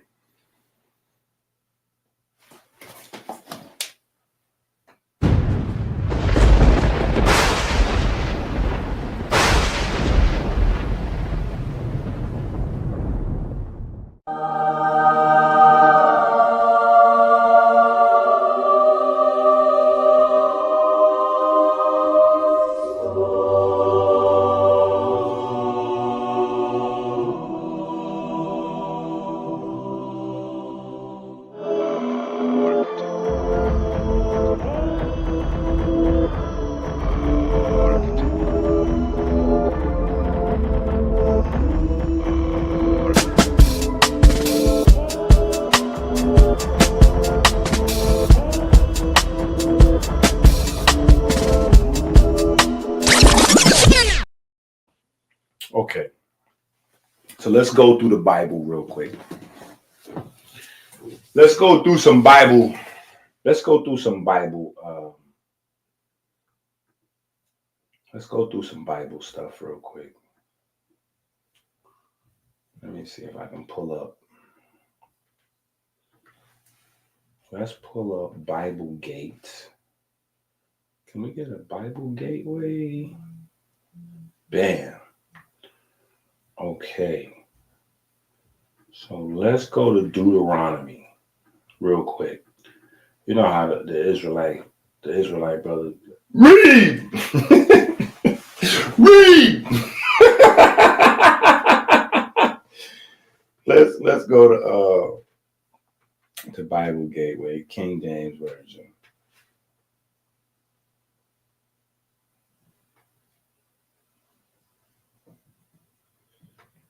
And he said, the Lord came from Sinai and rose up from Seir unto them. He shined forth from Mount Paran, and he came with 10,000s of saints from his right hand, went a fiery law for them. See, we're just going to look at some of these things here, right? We're just going to look at some of these things. You know, it's not going to take us too long. We're just going to peruse through. We're just perusing through. Because, you know, we got science to get to. We dropping science. You know, we got to peruse, you know, because we got to discuss this Yahweh in the sun thing. Right? We got to deal with that. Because the people that's quote unquote worshiping Yahweh are sick. And the people that are not worshiping Yahweh are sick. And because we have this lie, this confusion about our ancestors being dumb. So we think that we got to watch Andrew Huberman or Jack Cruz or this guy, that guy, because, oh man, they're going to tell us, listen, you know, when you go out in the sun and you're going to get the vitamin D. And so the vitamin D is going to activate this, and this, and it's going to heal you. The immune system going to kick. Wait a minute. Jesus is the light of the world, right? And so Jesus is healing too. So wait a minute. Is the light of the world healing? Is that what you saying? Are you saying go out and get the vitamin D? It's gonna get my dopamine and the vitamin D and my melanin, all that when I go out in the sunlight. And Jesus said he's the light of the world. So is that what you saying too? Because I heard that same thing before. Right? But you saying that the Bible is incorrect, but you saying go get the sunlight with the vitamin D and the dopamine and all this and all that. The Bible is just saying, yeah, the healing. I'm just saying. So we just got to look at some of these passages. You know what I'm saying? Because some of these passages, if we look at some of these passages, it's just some interesting coincidences, right? Because the sun, you know, the sun rises, right? And the sun shines, right? Fiery law, right? Interpret it as you will. Right? Interpret it as you will. Right? We just going to look at some of these things. Right? Let's just look at a few of these different things.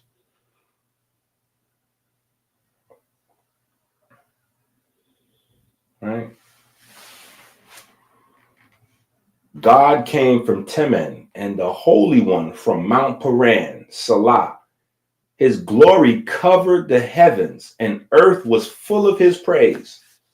And his brightness was as the light. He had horns coming out of his hand, and there was the hiding of his power.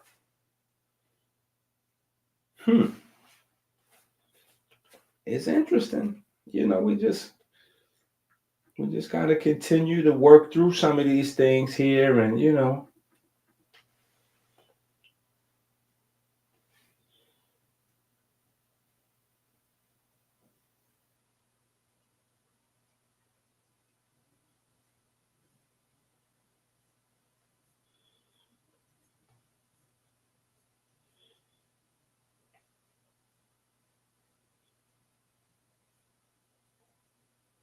In fact,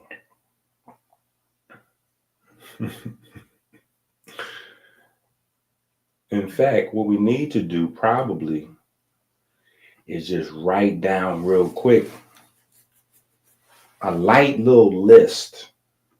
Let's just write down a light little list. So I know some people may not be hip, right? So let's go ahead and write down a little list, right? Because remember, people was attacking me because I was saying that the women, they believe they're on a moon cycle with their monthly, their monthly is on a moon cycle. But that's not a real thing because the moon doesn't really have a cycle. The cycle of the moon is reflection of the sunlight. So a woman, her monthly cycle is based on the sun. It's not really based on the moon. The sun has a 27-day cycle, not the moon. Anyway, so let's just look at some of the things that we know about the sun. Right?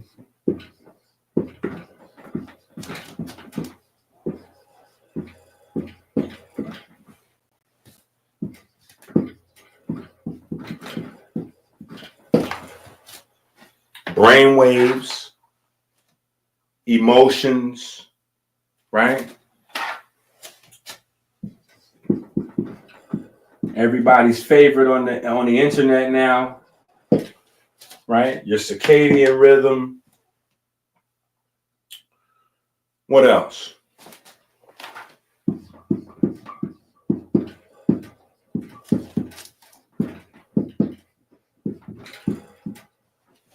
Hormone release, right? So your glandular system, right? And your glands is making hormones, giving all the tissues instructions. So if the sun regulates the thing that regulates your entire system,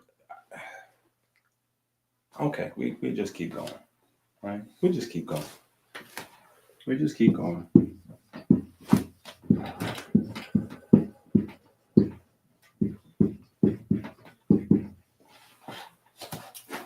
Right? Body temperature, right? Body temperature. What else?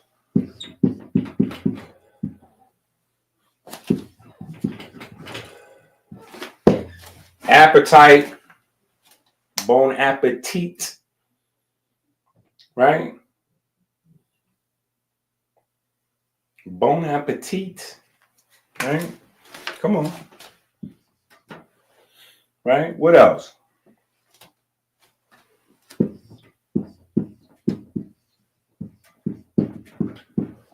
Digestion, right? How does the sun regulate digestion? Right? Serotonin.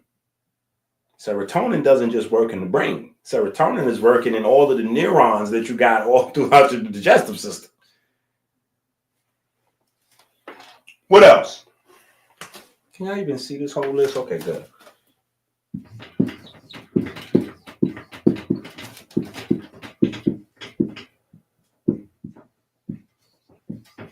Blood pressure.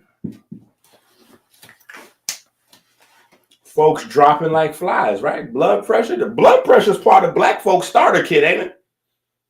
That's in your black folks starter kit. You get you some diabetes, high blood pressure, high cholesterol. Soon as you come out the womb.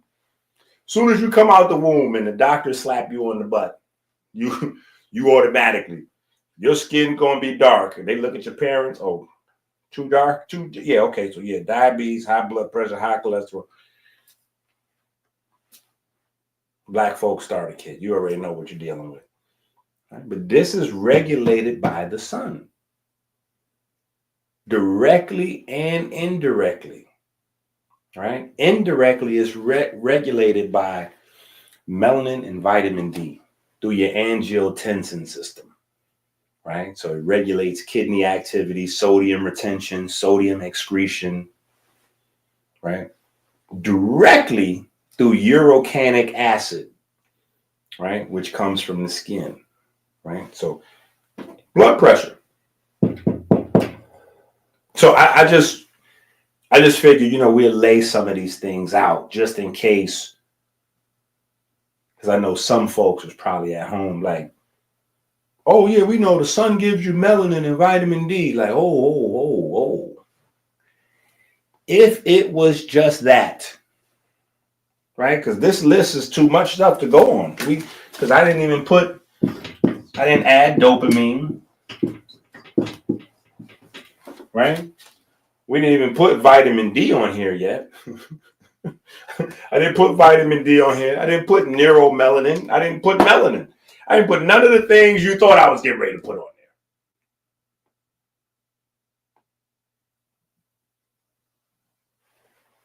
there. This is the sun.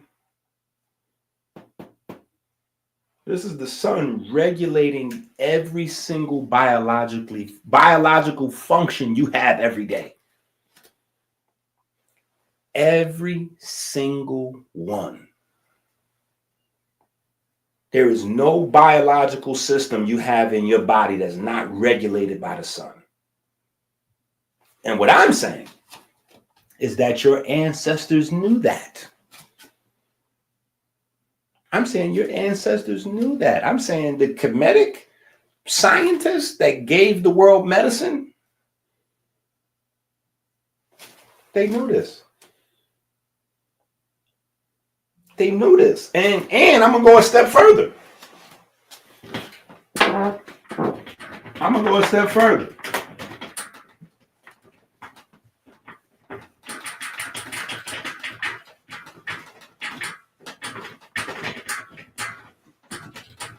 See, because when I say certain things, I realize you don't see with your eyes and you don't hear with your ears.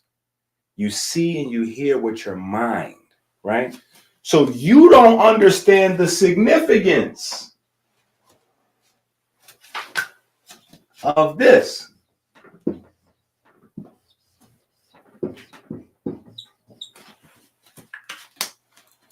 You don't understand the significance of the 22 Metu, right? The 22 Metu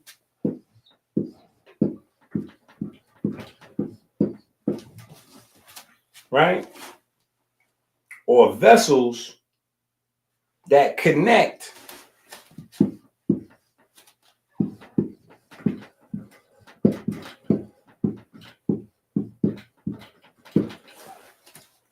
right? You don't understand the significance of this.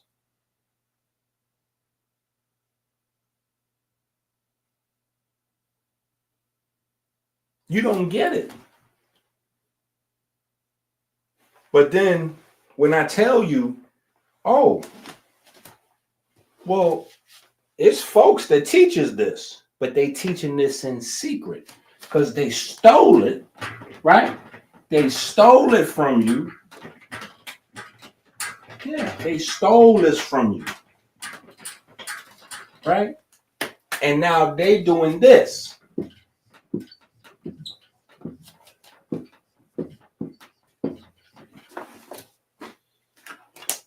Yeah, see, they stole it from you, and then they start teaching it amongst themselves under a different name.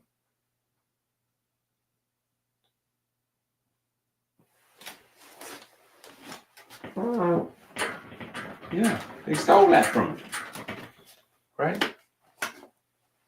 But see, the whole idea is the 22 Metu, right? They talk, they communicate, right? They're communicating with the gods, the Neteru, and then they're communicating all throughout your body. And your health is predicated on these communications. It's 2025. Science is just now telling us the same thing. They're wording it different, but they're telling us the same thing. It's the sun. We need the sun, right? We need the other gods too, though. The quote unquote lesser deities, right? Because you got folks saying you need to go earthing. You need to, screw in. You got to go barefoot on the earth because the earth's magnetic field, right? The earth's magnetic field creates a layer of negative ions on the earth. And the way your feet are designed, when it connects with the earth, the negative ions go through the lymphatic system. Wait a minute. That's what they said about Geb. They told me that about, we got the stories about Geb. It's the same. But if I mention Geb, it's superstitious gobbledygook. If I mention benefits of earthing, then I'm talking about advanced health tech. See, here's a problem. The disconnect right in there. That's where the problem comes in. Right? Your vessels, they're communicating. But we have to recognize intelligence, right? We have to recognize what intelligence is. If we don't recognize what intelligence is, we can't recognize communication. We can't recognize intelligence when we see it, right? Look how many people in the world talk about this. Oh my goodness. I'd be ready to vomit. I didn't hear it. Oh, EnQi. What about that structured water? And the crazy thing is, it's atheists. It's quote unquote hardline science folks that teaches structured water. Oh, the structure of water is the underlying facet of all biology. That's why the biology comes out of water, because water has this uncanny ability to structure itself into living battery systems. Pause. Water is structuring itself? Well, when you expose water to light, sunlight initiates the... Okay, so when I put sunlight on it, we can use certain bands, like, okay, the infrared will do it, and this. When I put the sunlight on it, the sunlight is going to start to rearrange the water molecules. What? Hold up. Oh, time out. Flag on the play. Sunlight can rearrange water molecules? And you're saying that there's no such a thing as intelligent design. You're saying, wait, hold on. You said there's no intelligent design, but the sun can rearrange water molecules in a way that allows the water molecules then to build molecular machines and enzymes and organelles. What?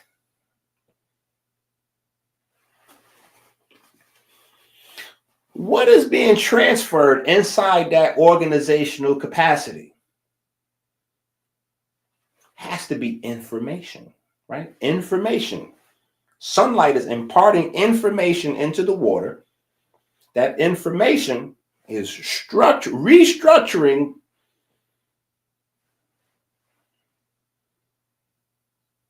the subatomic particles in the water. You have to understand this, right? And then from that, the machinery of life gets built. And then what? That's intelligent design right in our face. That's what are we talking about? The problem comes in when we're not intelligent enough to recognize intelligence. This is why sometimes I be sitting back and sometimes I have conversations with people and I can't stop laughing. In the past, and like, yo, EnQi, you got to debate this guy. You got to debate that guy. And I laughed the whole way. I can't take this serious. What do you mean? How are you talking about this and you don't understand intelligence? How are you talking about particular patterns? Okay, so structured water has coherent domains, right? So you have pools of free electrons, and those free electrons don't just operate indiscriminately. They have an order to them. They move in geometric shapes and patterns together to accomplish certain, and so does the protons. It's protons that drives the recycling of ATP, right?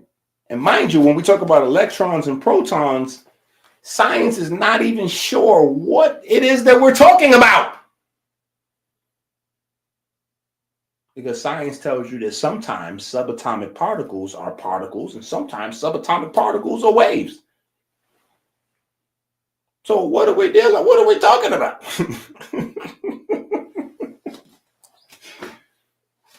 So I'm just saying,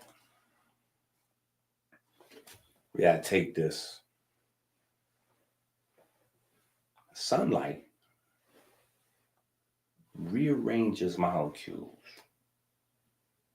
So otherwise, the water molecules cannot produce or sustain life. But the sun goes on it, and then poof.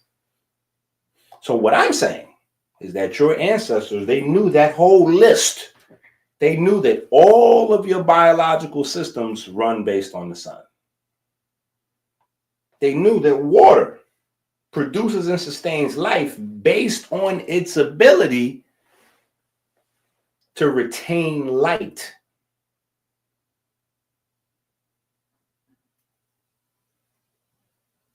And so they said, oh, that's him. That's him. That right there, that part, that's God.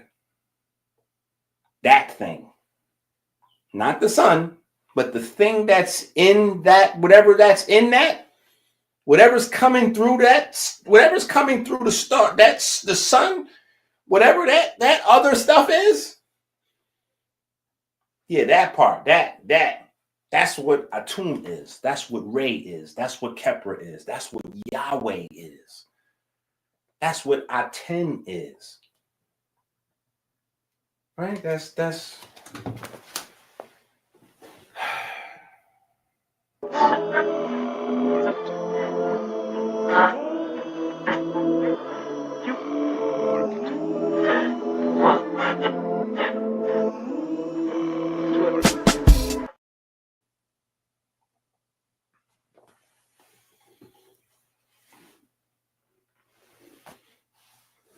Do you see where I'm going now? Now, I know, listen, everybody's not going to be able to follow us. It's okay. It's okay. We got to understand this. We got to understand this thing here. Because sometimes the truth is right in front of our face. Right? Sometimes the truth is right in front of our face.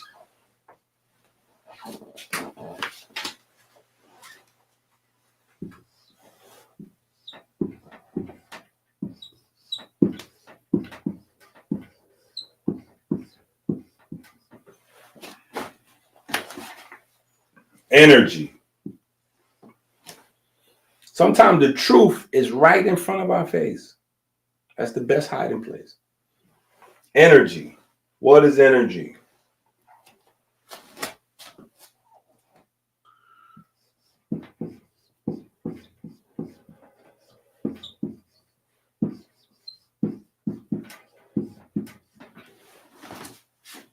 Energy is the ability to work, right? Now, when you read it in the book, I changed it a little bit, right? I changed it a little bit. It's the ability and the privilege to work. But when you look up the scientific definition, it's the ability to work. Simplified. We simplified a little bit, right? The ability to work, right?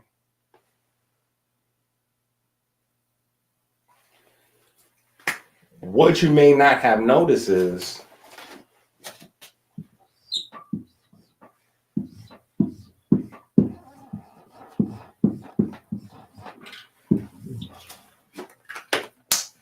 this is also health.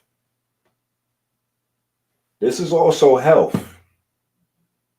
Many of us spend a lot of time watching health videos and workout this and diet that and vegan this and recipe this, and we don't get the true essence of health until we lose it. Right? You don't learn the true essence of health till you lose it. Right? When you get past 40, 45, and your child want to play basketball. Simple enough. Innocent request.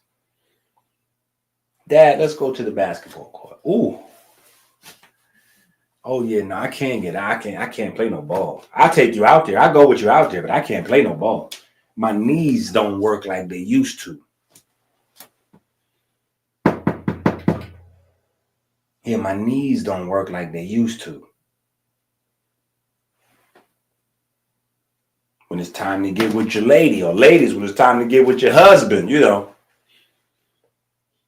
my program, it don't work like it used to. Right? You go to the hospital, you get a checkup. Doctor say you in the early stages of heart failure. Your heart don't work like it used to. You got dementia settling in. Your brain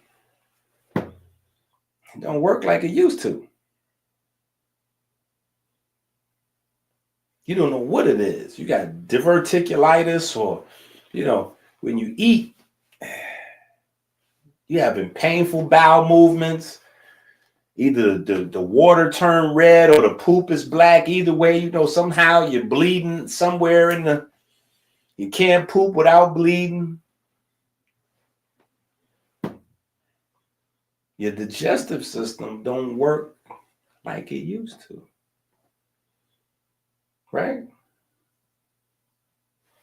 You got autoimmune disease, body attacking itself. Your immune system don't work like it used to. Right? Yeah. See, that's what health is. Health is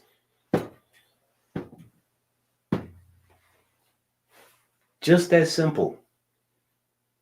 To let your knees keep doing whatever knees supposed to do. Your hips, we just need the hips to do whatever hips supposed to do. Yeah. I just need my hips to be able to just when I want to do whatever I want to squat, whatever. Yeah, I need my hips to be able to just follow along with my mind. When my mind says, "Scoop, to pick that up off the ground," I just need to be able to pick up something off the ground. Yeah, and keep it moving. My child said, "Let's go outside and let's go shoot the basketball." I want other things to limit that. You did your homework, boy? Did you clean up that kitchen after yourself? Did you clean up your room? Other things. Not, well, we can go out there, but, my ankle. You see the way what Kevin Hart said, the way my checking account set up. See the way my knee and my ankle set up. See, you just need the stuff to work. Right? Arteriosclerosis, high, cholesterol, A1C number, glycation. Your vessels are not transporting blood like they used to. That's it. Health is just, does everything work? If we investigate your body like a car and break it down part by part by part, how many of these parts do we need to replace? That's the real measure of health. It's not, can you bench press 225 20 times, or can you run a 4-minute mile? It's not how much salad you eat. It's none of those things. Those are the, like superficial byproducts and, supporting, but the actual thing is, can you run really fast? Can you go outside and run fast? Can you jump up and down? Can you bend, squat? When you sit on the toilet to poop, do you need help getting up off of it? Right? When you stand up for a long time, do your ankles get swollen? Do your feet get swollen? Right? When you go to the supermarket and park your car outside, do you remember where you left the car? When you go to family gatherings, do you remember everybody who's who and what's what? Do you remember what happened last year at the family gathering? Is that thing working?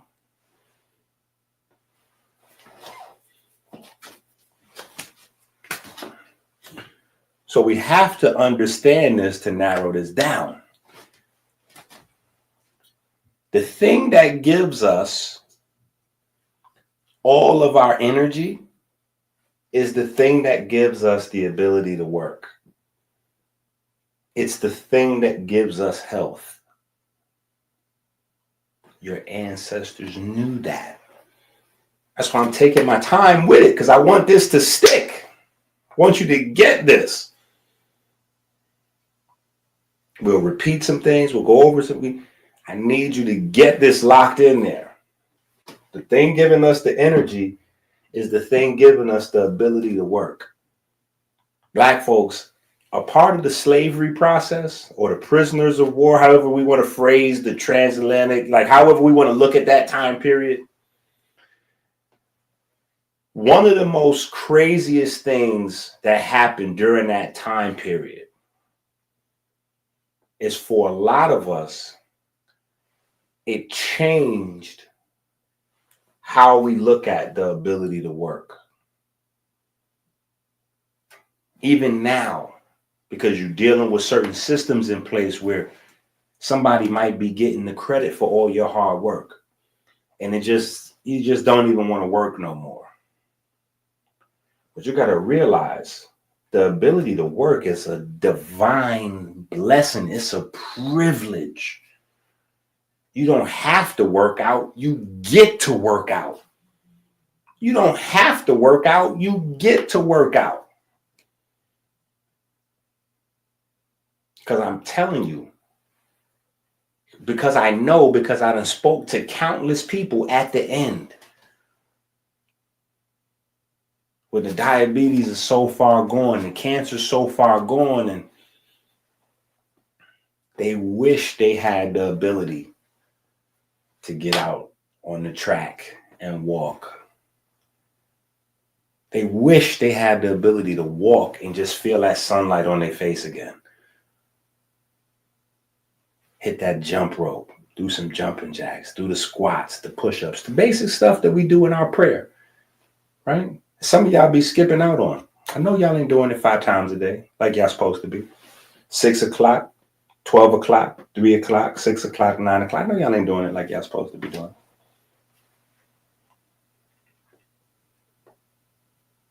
You don't have to do it. You get to do it.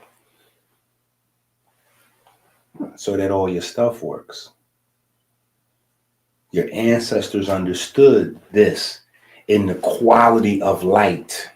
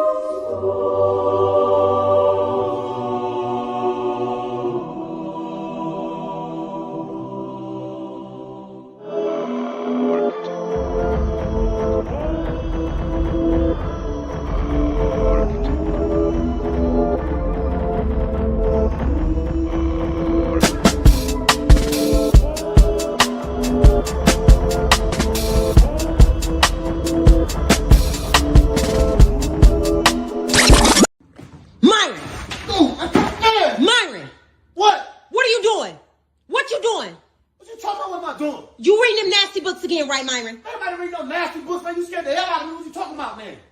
Well, I ain't did that in about 2 weeks. You called yesterday 2 weeks. What you reading? What you reading?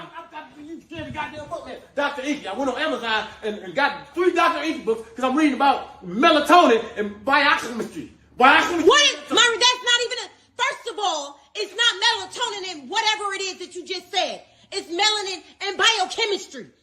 You can't even pronounce the word, so how you reading? How you reading, Myron? I'm not looking at the pictures. I know I look at the pictures. I got the books right here.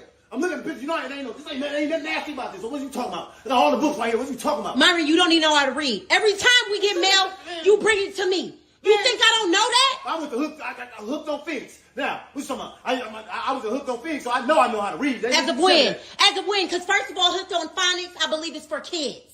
There's no such thing as hooked on Phoenix. And if I recall, you're the same person that thought reindeer was pronounced.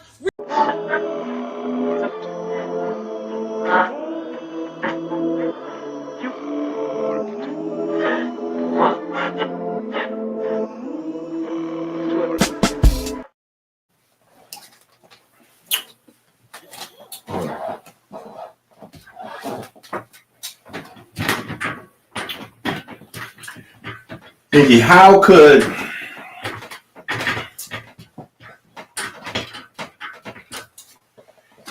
EnQi, you know, I respect you. I respect you when it comes to the health information, but EnQi, you can't really talk about the Bible because you don't really know about what the Bible is saying. Now, you know, how could God be the sun when God creates the sun? How could God be light when God existed before light? When God created the light, how could God be the thing he created?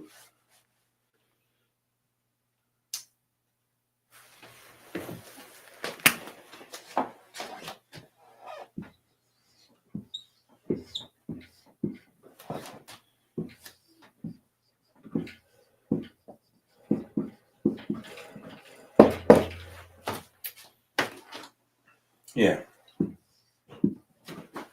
Science calls it self-organizing, self-organization. The gods will call it self-creation, right? Self-creation. Self-organization, self-creation, same thing.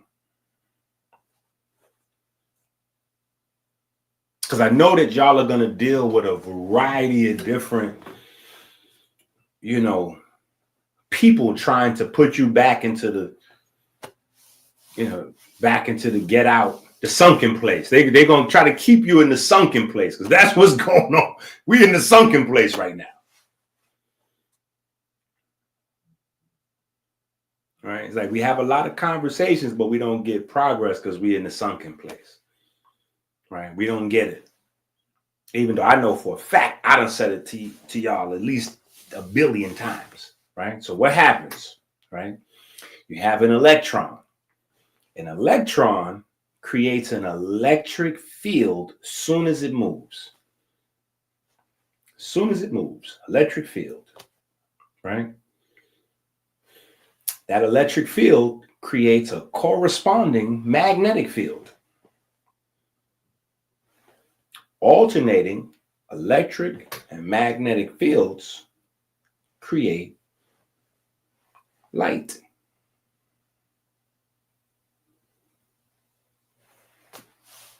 Okay.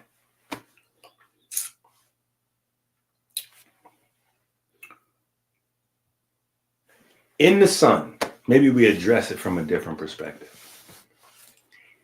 In the sun, right, you have 2 theories, right? You have the mainstream theory, which is fusion, right? Fusion is what's creating the sun, right? And then creeping up, you know what I'm saying? Creeping up, slide, you know, they call it slide, you know what I'm saying? Creeping up on this, the mainstream theory is the electric sun, right? The electric sun, right? And then The electric sun branches off into two areas of thought, where you have the plasma universe and you have the electric universe, right? And so here's what John Q. Public gets confused, because again, you don't stay in the studio long enough, right? You know, we done flipped it. The studio is the library. You don't read no more, right? People want audio books. They want books to read to them. They want the books to read themselves. Literally, when I was in school, my teachers and my mother used to say that. They used to say that like that was an insult. Like, them books ain't gonna read themselves to you, you know. Fast forward 2025, courtesy of Audible and all this other, the books will read themselves to you. That's what we want now. So, because they don't stay in the studio long enough, people don't understand that no matter what, whether you're talking about electric universe, plasma universe, or the mainstream theory of fusion, it's still, what C.T. Fletcher say? It's still your set. It's still your set. It's still your set, right? Listen. It's still this.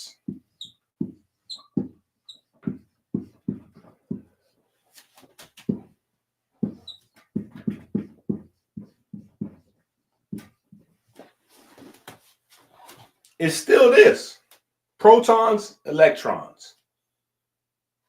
It's not anything else. I promise you, it's nothing else going on.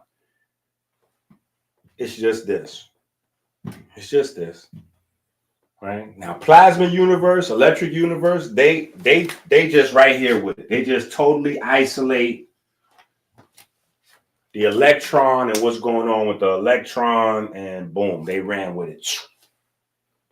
Fusion, proton and electron, right? So the fusion folks say that, you know, the nuclei, see, because you get confused because you don't know how to simplify all this stuff in your mind, probably, right? So you hear when they, oh, well, you know, the solar fusion, you know, it's hydrogen and helium, right? Binary, right? Hydrogen and helium, 2, right? Anyway, proton, electron, binary, 2, right? Anyway, they say the nuclei of the hydrogen atoms, you got to stop them right there.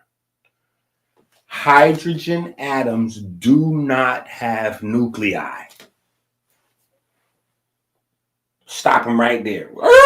Stop you right there. Technically, there's not a real nucleus to a hydrogen atom because hydrogen atoms don't have neutrons. They only have an electron and a proton. That's it. Just one electron and one proton. And they're going to have to go, oh, yeah, you're correct. So what we're saying is the protons. Yeah. So when they say the nuclei of hydrogen atoms, they just mean protons. That's what they mean. They say all of the protons are condensed at the core of the sun. And because the protons are condensed at the core of the sun, the electrons are free to move in the outer layers of the sun, creating all of the behavior that we see. The sunspots, the light, the heat, the blah, blah, blah, blah, blah.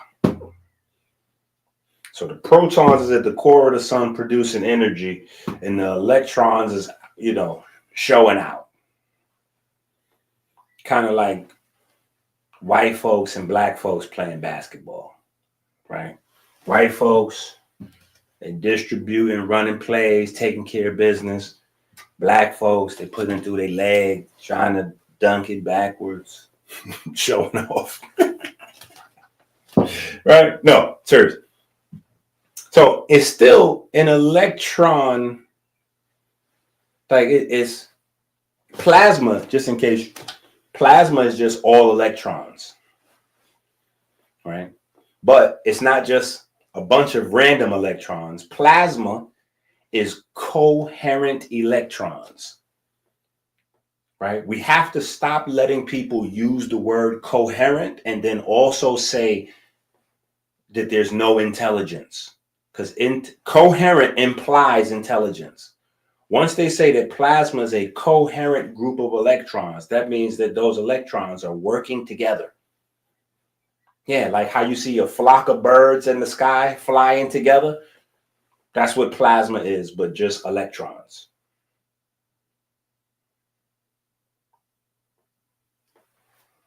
So, in the science world, right? And see, because a lot of religious zealots, they don't really study science. They will say things that are crazy, like, oh, it sounds good to them. They'd be like, how could Yahweh be light if he created light? How could Yahweh be the sun if he also created the sun? Well, that's because the sun is self-created.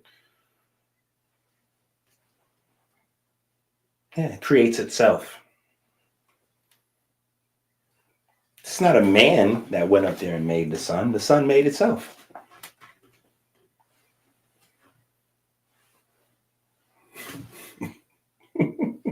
Yeah. But on a smaller scale, because we can examine living cells and structured water and things like that, we can study the behavior of atoms, the behavior of subatomic particles, and go, they're self-organizing. When they're put in particular shapes, geometry, right? That's where the sacred geometry folks, my masons, geometry comes into play. The geometry of the arrangement, the architecture gives energy, the self-organizing quality, the intelligence.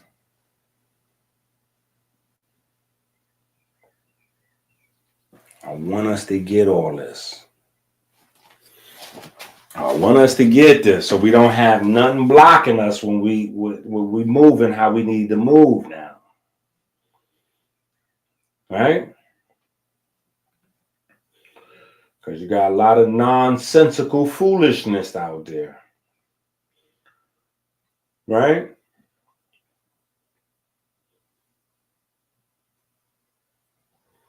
I mean, isn't it like, let's just say this. Let's just ask this question.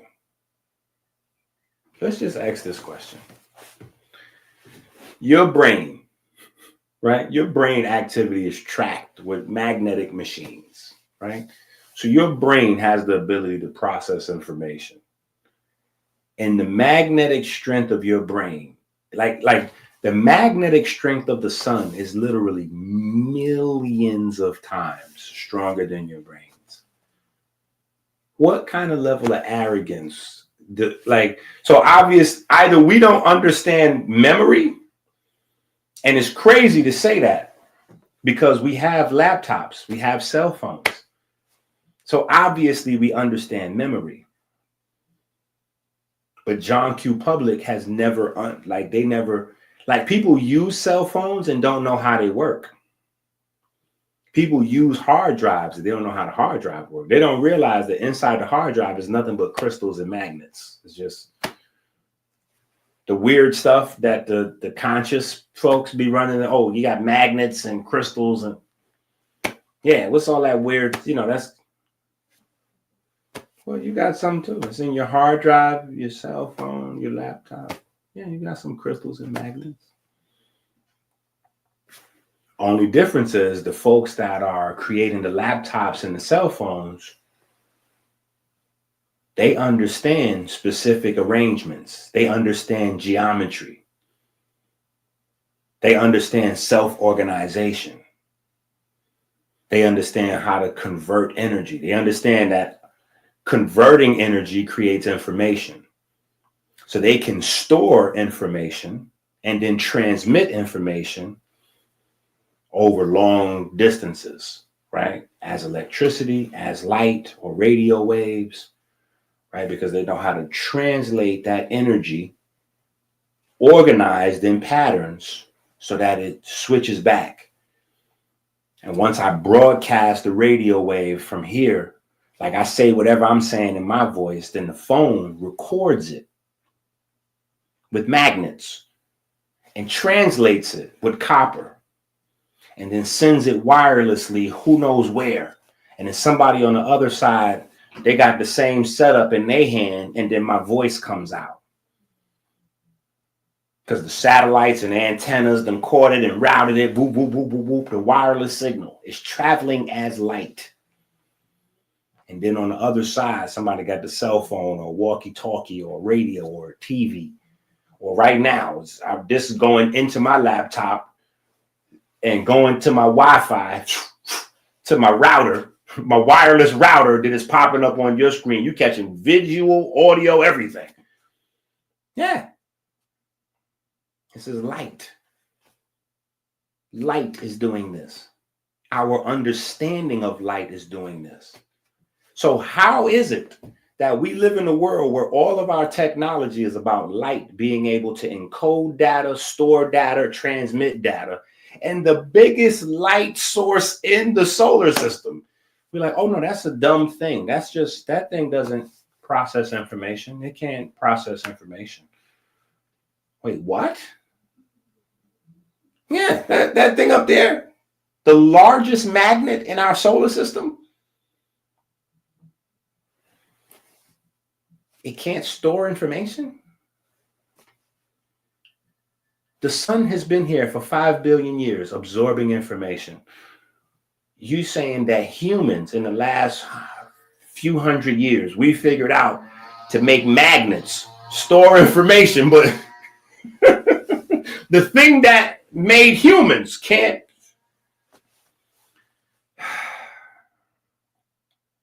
Come on now. I'm telling you, the people that run this world are having different conversations. We're stuck with peasant conversations, peasant debates, the peasantry. Oh yeah, they don't realize, like, let me show you something. Let me just show you something. Then we're going to come back to this. We're going to come back to this because we got to go. Hold on. We got to go over here.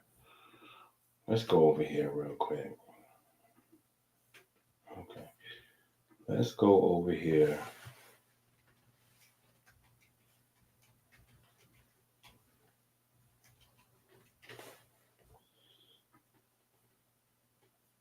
Okay. What is this?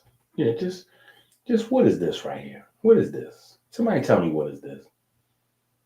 Somebody tell me what is this is right here. Just what is this right here? What is that? What is that right there? I just cause you know what? Like sometimes you gotta see something real quick to jar your brain real quick, and then it might click in a whole nother. Somebody tell me what is this right here? What is that? What is that right there? I mean, what is that right there? What is that? I guess they just making solid gold. This I guess that's just a solid gold. And like how we do, we just go into the jeweler, just making anything, just putting on whatever. Yeah, I guess that's what the Pope running around. He just whatever. He just got a gold. He flexing. Maybe he just flexing that for the honeys. Like yeah, he just went and had a gold piece made up. For the honeys. You know what I'm saying? Down the Vatican. Yeah. Yeah, maybe he just about to put that on his necklace. That's what that is. He just flexing with that. That's about to go on his chain, ain't it? Yeah, he just about to just flex with that. Maybe he just gonna put that. That's just gonna go on his chain or something. Who knows? I'm trying to tell you. They know. They're just having different conversation than you are. Because you make the machine work. You make the machine work by going to get the medications and the surgeries and having the short lifespan so your family can't accumulate wealth like these other, DuPonts and Rothschilds and these people, all of these things, you got to be misdirected. Argue about Allah and about Yahweh as if these are actual people. Argue about Osiris and Jesus like these are, argue about these things like you can't get the greater understanding, the deeper understanding. The most important thing on this earth is life. That is the most important thing in this world is life. So don't think that people doesn't know where life comes from. It's unanimous. It's unanimous, right? Are you smarter than a fifth grader? Because fifth graders, they learned this in fifth grade. We learned, yeah. Don't think that they don't know. What do you think that is? Yeah, right? They got the four, the little four corners on it. Right? So you can understand that the circle is also a square, right? The circle is also a square, 360 degrees, 90 each, right? 90 each, right? 4 seasons, right? 4 gospels.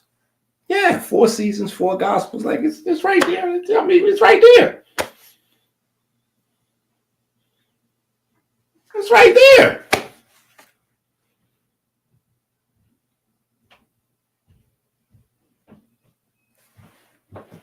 But you locked out of this, right? Because from 8 to 3 or 9 to 5, you're supposed to be indoors.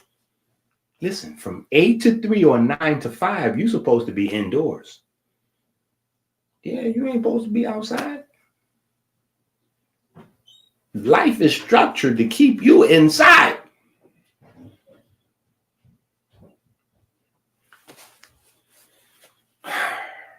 All right, you just got to work.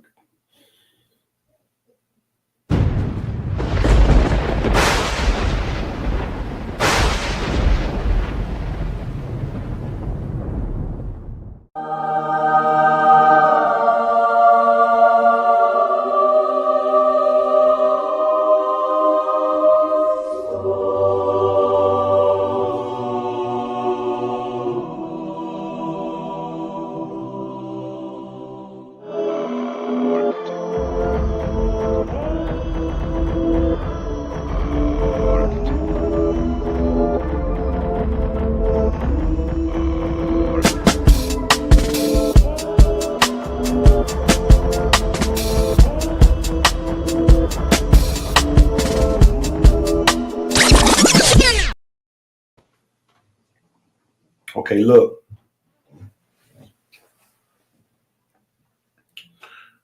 Pay attention, right? Pay attention, right? Pay attention now. Watch this. Where's my wiping thing? Okay, my wiping thing. Right? My wiping thing. We got to get this. See, we're gonna be done with dementia. Once we're done with dementia, we're gonna be done with dementia. Like dementia gonna be. Listen, we're gonna put a dent in they pay. The money ain't gonna be the same.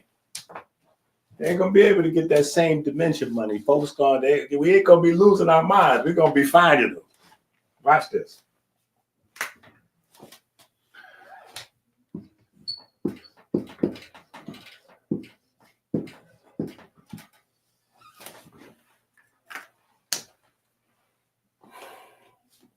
Now, when I was young, my OG in the neighborhood, right? The older God that was putting me on to different lessons and all that. His name was Zigzag Zig, God Allah, right? He was from Corona, Queens. So, as a youngster, I only knew about Corona, Queens and Corona beers. That's yeah, that's all I knew about. Corona Queens, Corona beers. Right? That was the fullest extent of my knowledge on Coronas. Right? I had no idea that the corona was associated with royalty. Right? I had no idea that the crowns, right? The crown of royalty comes from this corona thing. Then also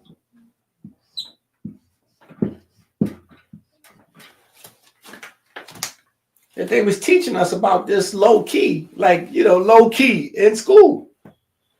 The sun rays, right? The sun rays. You know what I'm saying? You get a super watered down, dumbed down, Oh yeah, the sun rays. Wait, where does that come from? Sun ray. Where's ray? Oh, we know where this comes. Yeah, hold up. Now we know where this. We know where that originates. Of course, we know where this originates. This originates the same place that this originates.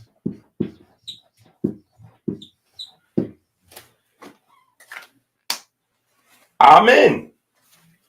Yeah, because there's a certain time where Amen Ra goes all together. That's a whole, that's a whole thing. Yeah, and it's talking about the sun. Interesting. Just an interesting concept, right?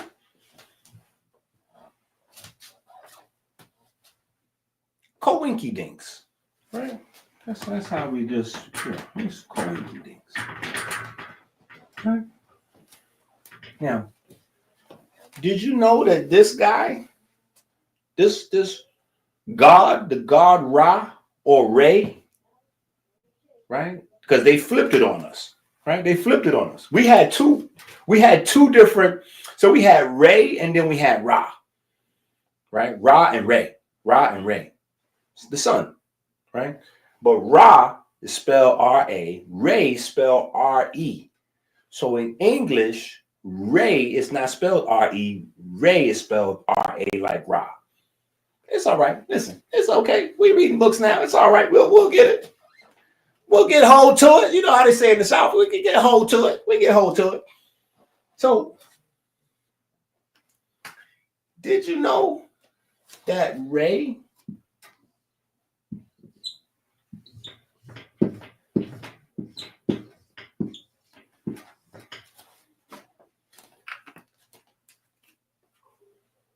was Aten? Oh, okay. All right. You know what? We're just going to take that off the board. Want to confuse nobody. In fact, we're just going to take this whole thing off the board for now. We're just going to stick with this. The corona, right? When you say your prayers, don't we talk about that? The heart traveling through the corona, the blood traveling through the corona of the heart. Oh, yeah. So the sun has one and your heart has, Coincidences. Just saying, hold on, let's go back to our man over here real quick. You know, that's what this is, right? Just in case you didn't know, that's what this is right here. So this right here, right? This right here is the sun, right? This is the sun, right? These things here, like little sun rays, right? That's not what those are. That's not what those are. That's not what those are. Right? You would think that, but that's not what those are. That's the sun's corona. Right? That's the sun's corona. Right? And the reason why, now, I gotta look around. Like, shh, this is some secret. Yo, this between us. Shh, I gotta put the mic up. Look, shh, this is just between us. This is a secret now. You can't be running your mouth telling everybody, you know, you gotta keep this on the low. When we see the corona is the mind of the sun. Shh. The corona is the spirit of the sun. I need you to shh, just shh. Now listen, that's between us, but listen to what I'm trying to tell you. Peasantry has been trained, right? Hosea 4 and 6, we reject knowledge, right? We reject knowledge. That's why we're dying from knowledge, because we reject knowledge when it's presented to us. And the reason being is because we're brainwashed to be allergic to truth. So when the truth is presented, we go, that's crazy. That ain't. Okay. Now I'm trying to show you something. Because they're going to reference that as the Holy Spirit. So I'm trying to show you something.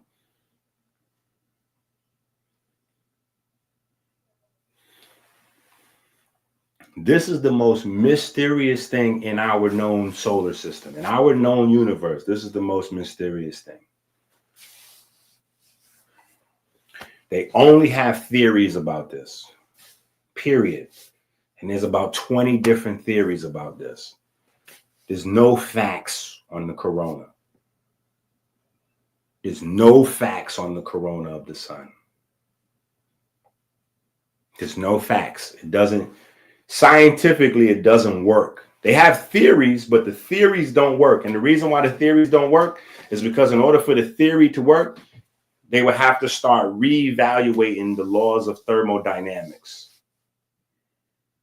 Right? Because space is supposed to be a cold void, right? And so there's only supposed to be, but so far, that heat, that energy can travel in a cold void before the coldness overtakes it, right? It's like, yeah, the cold is supposed to just kill that noise, like. But the corona of the sun, sometimes it's larger than the sun. The corona of the sun looks like Afro Samurai's hairdo. I don't know if you've seen Afro Samurai's hairdo. Yeah, but it's always flexing. It's never the same. Let's look at the corona of the sun. Hold on. Let's see if we can look at some corona of the sun pictures.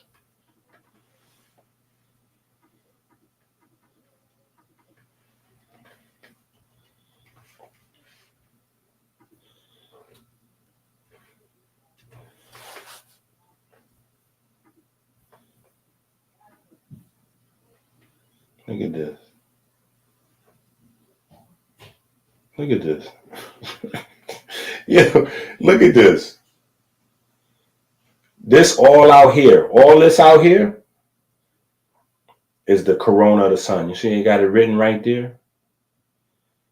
And then out here, you see solar wind. That's a whole nother part of the conversation. That's a whole nother part of the conversation. Right here is the corona of the sun. All this right here. Right? So you have this. You got this one. This is a good one. Look at these over here. These are nice. See this? All this out here. This is all corona of the sun.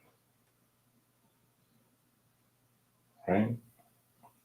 The hidden corona. You see that? You see what that say right there? The what? The hidden corona.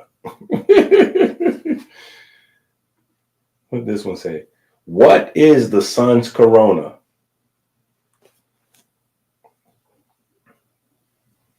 Look at this one. The origin of the corona's light. Yo, this is literally the most mysterious thing in the known universe. Like, it's right here in our solar system. We cannot figure that out. What exactly that is. and why it exists, because it's not supposed to be there. It doesn't fit into the rest of our neatly organized science. It doesn't fit in. So you have theories on it, but you don't have anything solid. Pun intended. Yeah, you don't have anything solid because it's not solid. You can't even see it when you look up at the sun. They had to get technology. They had to get advanced technology to even be like, wait, what is that right there? What is this thing around? What's this aura? What is this aura around this? What is this?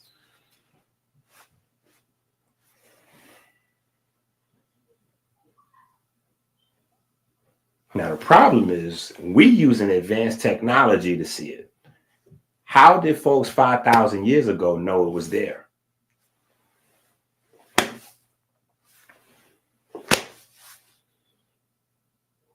Best guess, the corona is the thing that makes an eclipse special. When you get a total eclipse of the sun, which is the thing that's special and everybody gets to go out and watch it. And when you're in school, they give you the special glasses so you could go see the solar eclipse. The reason why it's special and the whole world celebrates it. The whole world celebrates that moment when we get a total solar eclipse is because the sun gets blocked by the moon, right? The earth, the sun, and the moon in perfect alignment. The moon blocks out the sun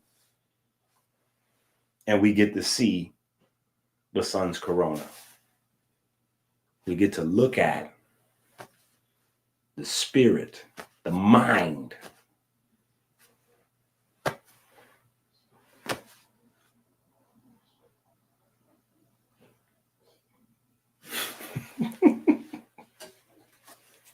But this is where crowns came from. It's where royalty traces the, remember, who's the Pope? The Pope's title is the representative of God on top of kings, the King of Kings. That's the Pope. Pope is King of Kings. Yeah, hold up, that's Jesus. Now hold on, relax. Jesus passed it on, you know what I'm saying? His man Peter, and then it get passed down, you know what I'm saying, through the family. Then it's the Vatican, that's how it went down. I'm trying to tell you.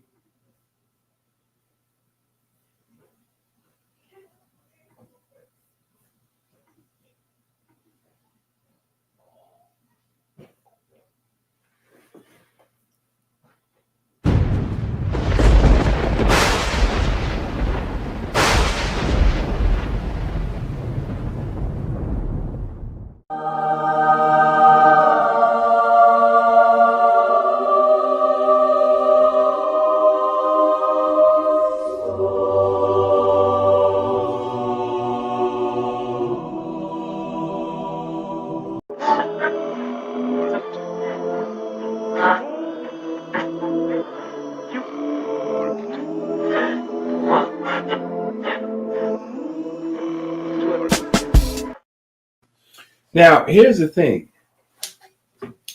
There's an interesting term that I came across, right? There's a very interesting term that I came across, right?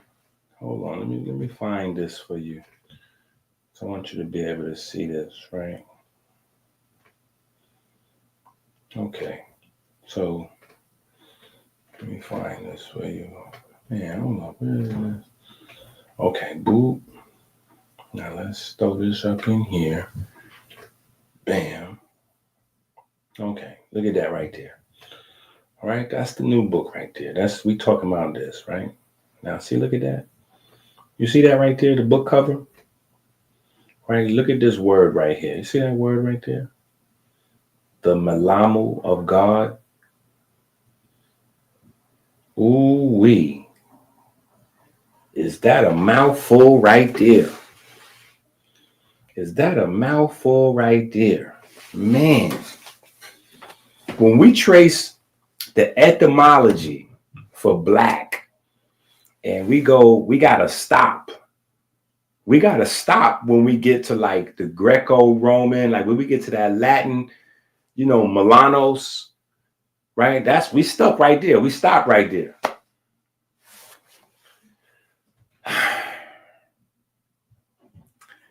Why did they have a term? Why they got another term in the Sumerian? Why does the Sumerian have a term that's synonymous with blackness and also radiance? Bro. Yo, listen. What you want me to do? I ain't make up the word. I ain't make up. Well, maybe in a past life. Maybe in a past life when I was in Sumer, right? I made up that, yeah. Maybe my great, a zillion greats grandpa, EnQi, back in Sumer made that up.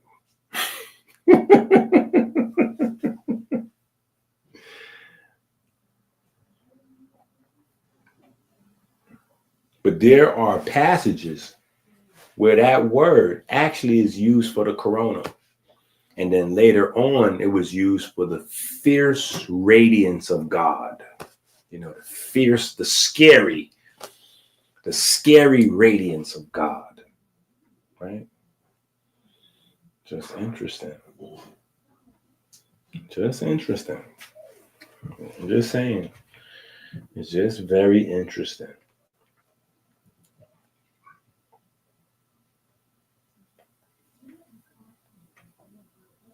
Very interesting.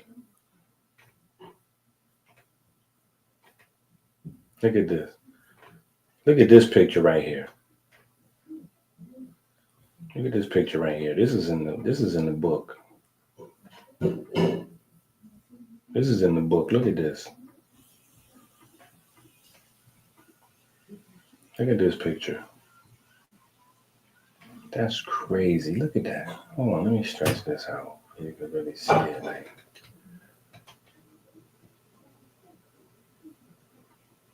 do you see that? That is magnificent. Do you see that?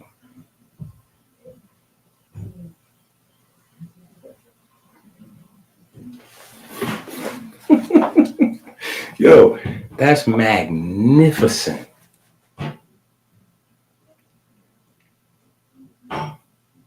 And I want you to understand, from the corona, right? From the corona comes the solar wind. So that's even crazier. Like, hold up, the solar wind. Wait a minute. How can a thing, listen to this, what I'm telling you. How can a thing that's not a thing create another thing? Wait, what? The corona is not physical.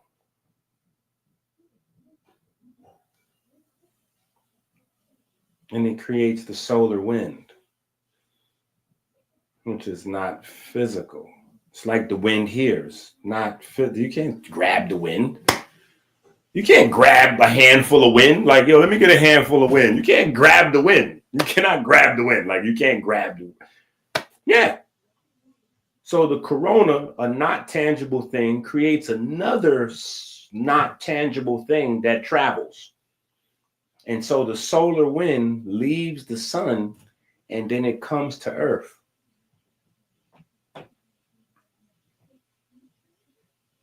And then when it comes to Earth, we get the aurora borealis, we get the ionosphere, we get our gases, our breath.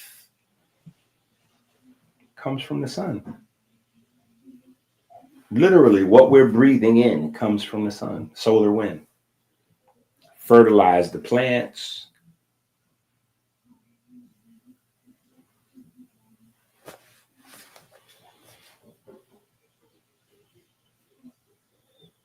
I want y'all to understand this.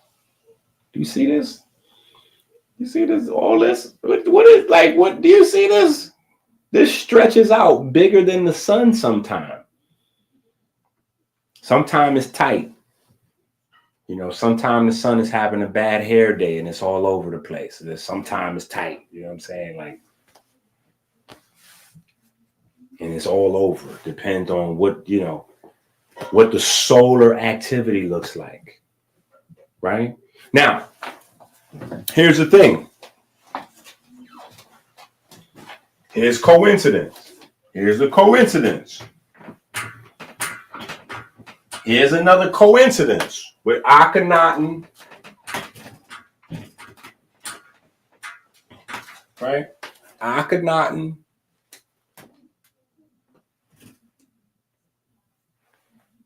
And the sun disk. Right? Right? So we got the sun disk. Right? Right? The sun disk.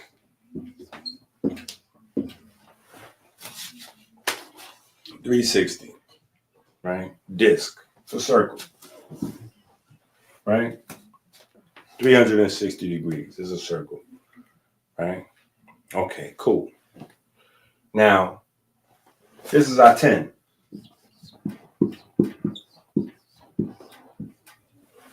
Right? Cool.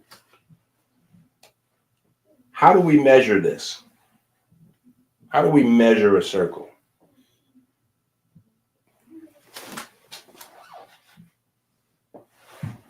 Right? Diameter and circumference. Right? Diameter and circumference.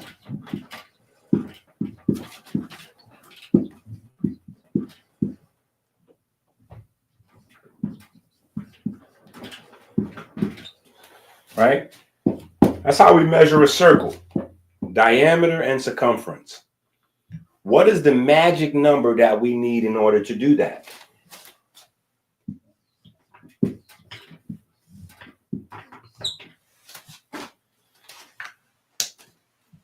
This is the magic number right here.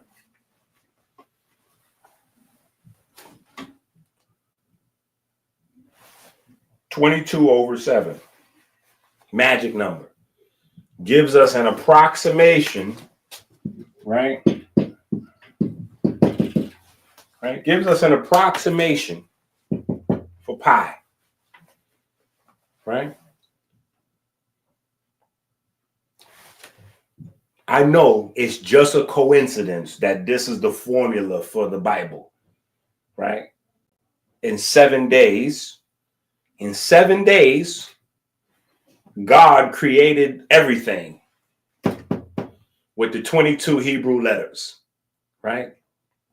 Because God was speaking things into existence, and he was using the ancient Hebrew language, of course, right? Not the Metu Neter, using the ancient Hebrew, right? 22 letters over 7 days.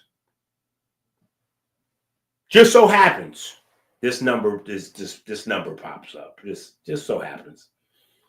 Could have been 21 letters, 26 letters, right? The English got 26 letters. This could have been 26 letters over 7. Totally wouldn't have been jibber jabber. It just so happens to be a universal constant, pi.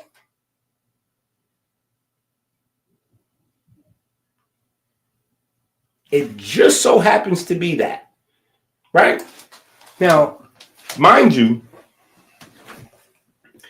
this is another code within a code within a code, right? It's a code within a code within a code. What you mean, Doc? Okay. Because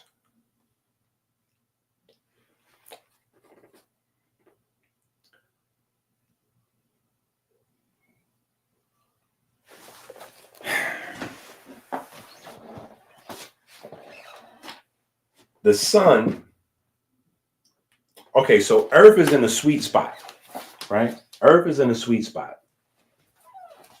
Earth is in a sweet spot.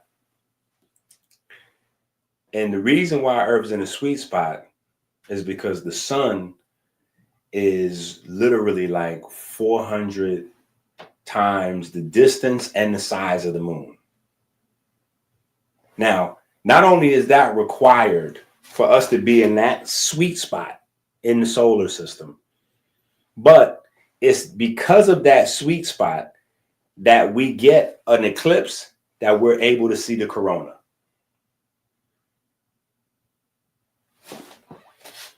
We wouldn't be able to measure that or calculate that without this number.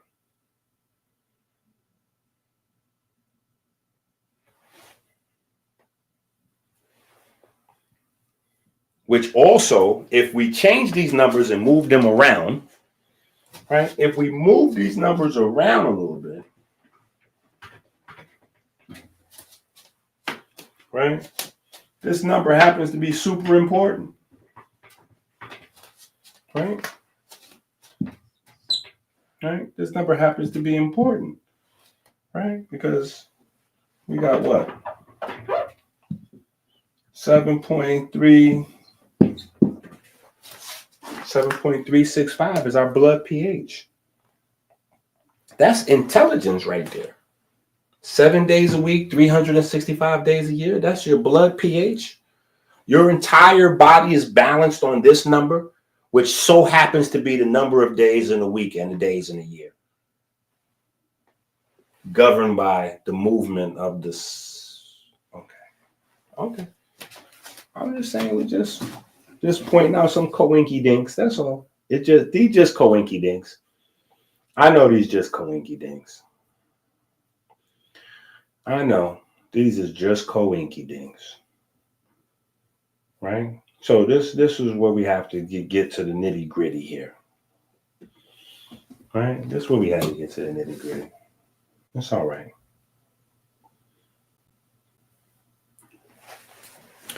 This is where we got to really get to the nitty gritty. Right? I'm just pointing out some more coincidences. That's all. So I need y'all to understand that religion and science saying the same thing. Right? So we got to really dig in. Right? So now let's deal with this concept.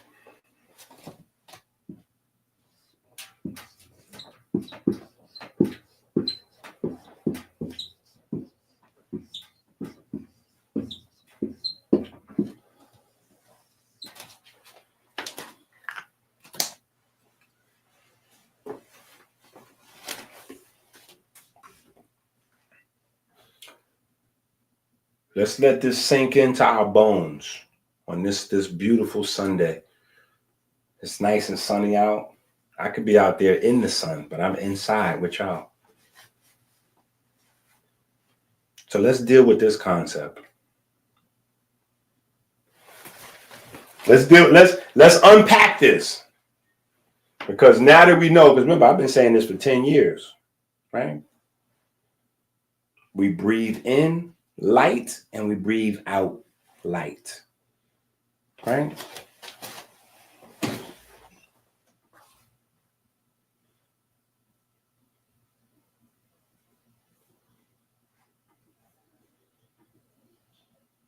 Right? So we're breathing in and out light, right? We're breathing in and out light. So let's unpack this.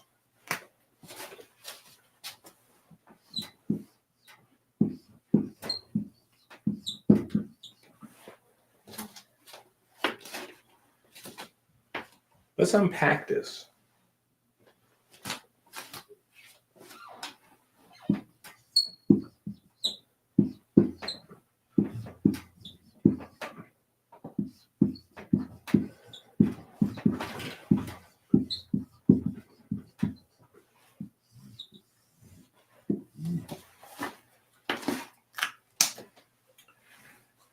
The sun is the largest source of light.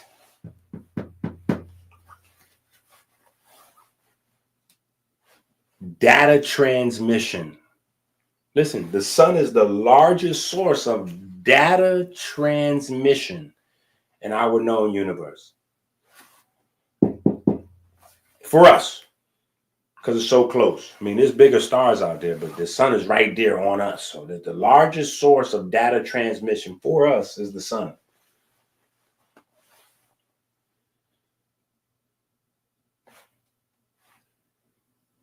Have the truth been sitting in front of us this whole time?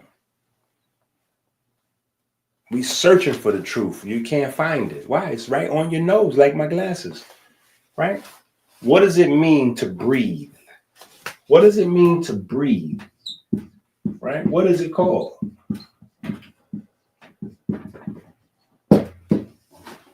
Inspiration. Inspiration is breathing. To breathe in is inspiration. Think about that. Let this sit in. Let this get in your bones. I want you to get this. You're going to learn today.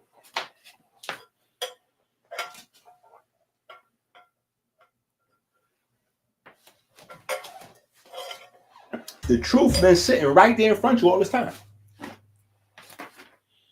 Inspiration. It means to think of new things, right? But it also means to breathe in. It means to breathe in and to think of new things. Now, how can that happen? Get it? If you ain't get it yet, it should be coming. It's going to click. It's going, because right now I'm sending you some inspiration right now. yeah. It's Wi-Fi, it's light, it's coming to you, Dr. EnQi. It's coming. It's coming. You're going to catch it. Breathing is inspiration. We know scientifically we breathe in light. We breathe out light. We also know that light is information. We also know that the sun is the largest source of light. That means the sun is the largest source of information. So, breathing is called inspiration because you're breathing in new information that's going to give you new ideas, new insight, new ambition, new drive, new perspective. Inspiration.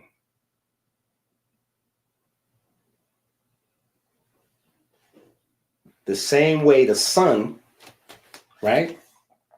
The water, right? You take regular water, then you put the sun on it, and then the sun starts to structure the water. The information in the light is structuring the water.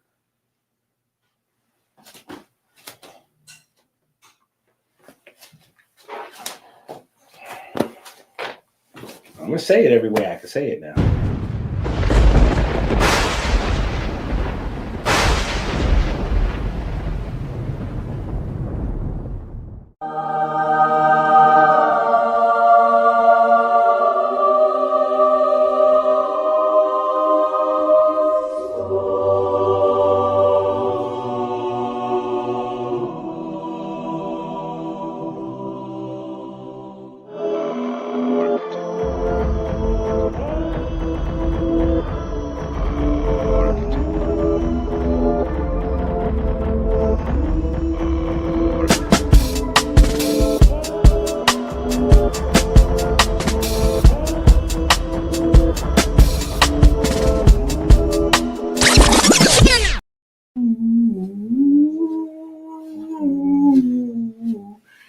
Yeah, we be cooking with that right there. We be cooking. So now, think about this. You got all these scientists coming out now, and they're talking about how damaging synthetic light is for your body. Right? So think about it. The old school. Right? Think about the old school, right? Processed sugar destroys the body. Right? Now what they saying? The synthetic sugar destroys the body. What is it? Synthetic light destroys the body.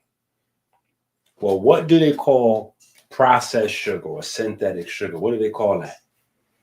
Empty calories, right? The synthetic light is what? Empty photons. You have an entire pigment system. Your pigment system is the primary system of your body's nutrition.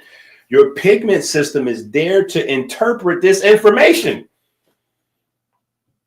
Yeah, whether you breathing it in and it's going to the heme, The hemoglobin, that's pigment. That's a part of your pigment system. Hemoglobin, myoglobin, electron transport chain. Whether it's going into your eye, rhodopsin, photopsin, all those opsins, that's part of the pigment system. That's there to translate light. Whether it's going through your skin, neuromelanin, pheomelanin, whether it's going through your skull, right? Eumelanin, your heart, all these different pigments is there to translate this light, to get this information. The synthetic light don't have no information. Just like the synthetic sugar doesn't have no information. Yeah.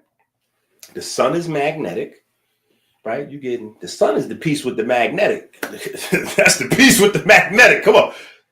But then you got the earth. The earth is magnetic. So what happens? We put the seeds in the ground. The earth do the magic. The plants come up loaded with information. Where's the information? Stored in the planet. The planet is iron core. This is a hard drive we live on. When you process it, you got rid of the stripped information because you got rid of what? The pigment and the fiber. Synthetic light. I'm trying to tell you.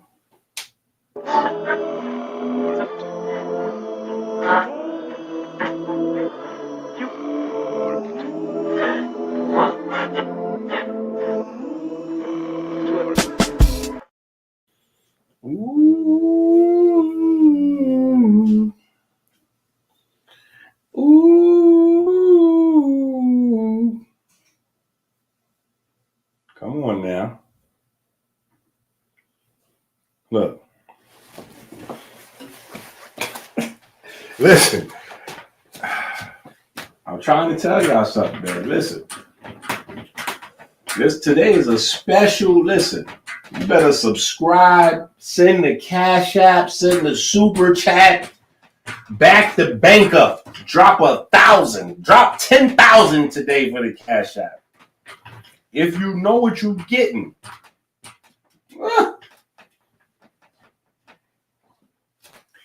When they tell you secret societies is hiding information, esoteric and all this and all that, what do you think they're talking about in those places? What do you think they're talking about in those places? They're talking about this guy. A lot of time they talking about this guy.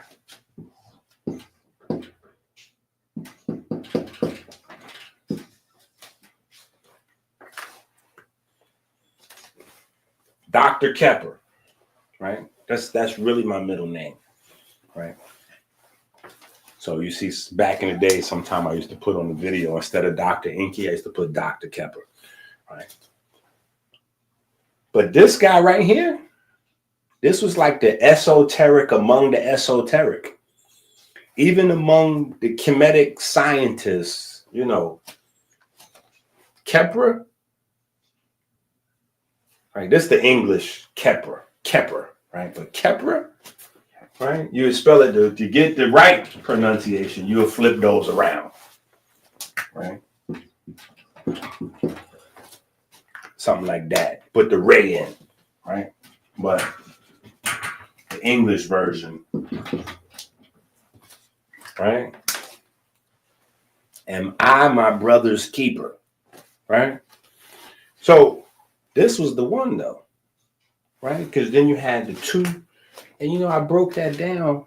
And when I broke that down, nobody had ever heard of that before. And to this day, I don't get my props and respect. I be hearing people remixing. I be hearing them remixing. But I'm Dr. Kepper. You know what I'm saying? And you got two beetles, right? You got the dung beetle.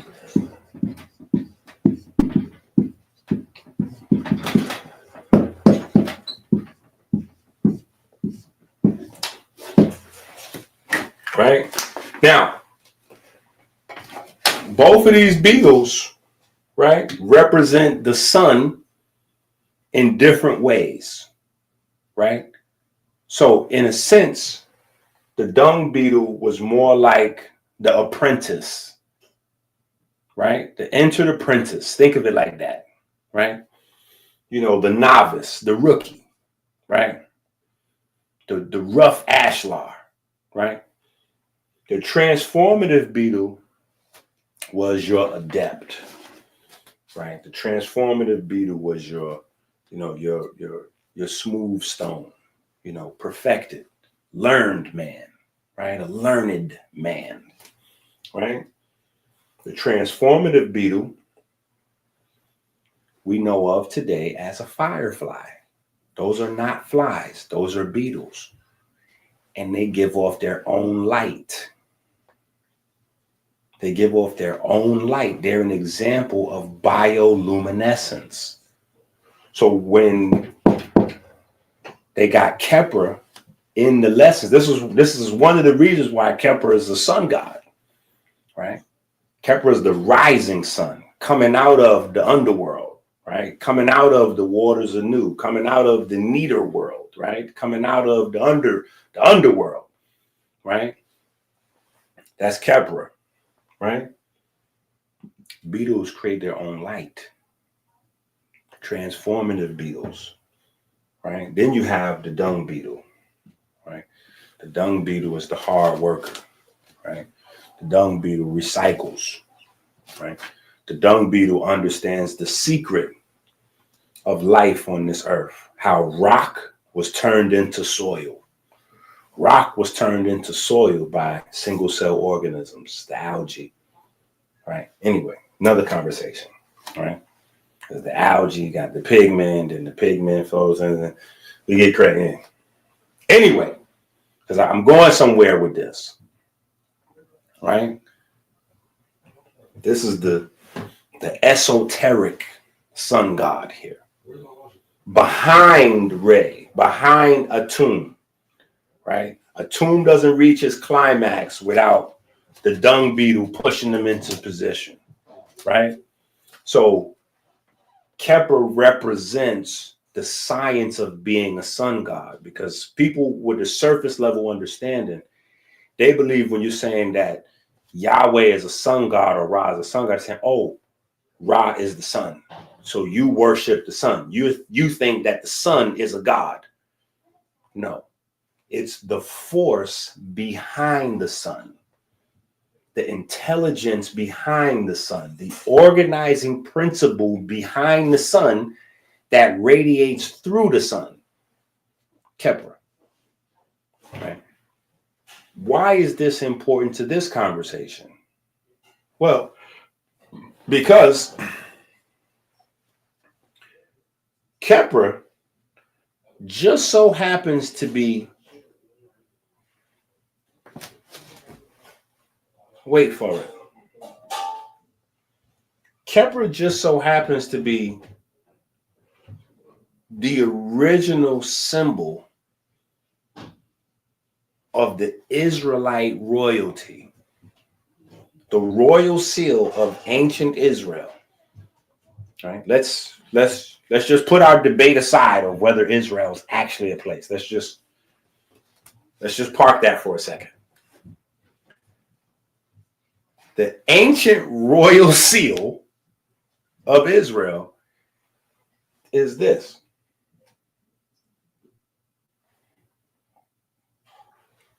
Now, why would that be the case?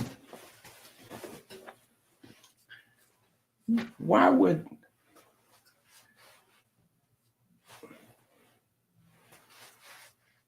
the royal seal of Israel be the most obvious sun god of Kemet? The most obvious. It's only one reason. Because Yahweh is a comedic sun god. You can wrestle with this all you want. Just like y'all folks running around out there studying Kabbalah, you still wrestling with the 22 Metu. Like, wait, did they really steal that from Kim? no matter how long you wrestle with it, it's not going to change the facts. These are only the facts club. Like they got only fans club, only facts club.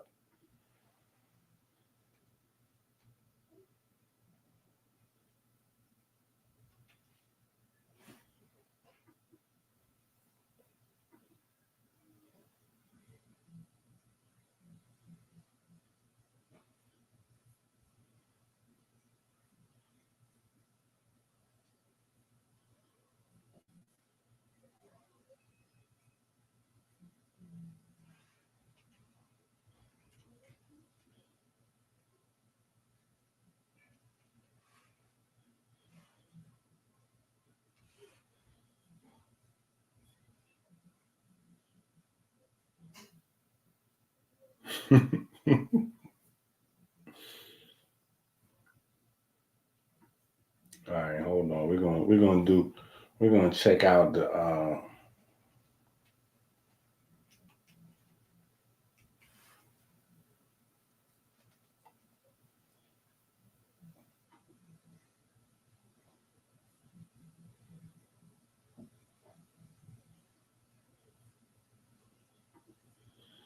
let's take a look at this over here. Hold on.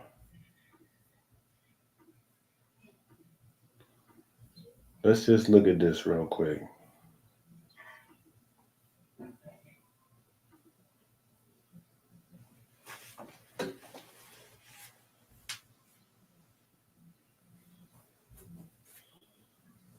I know, because you know you got to see that right there. You got to see that right there. Like what is that? Why does that exist? Woo! Why does that exist?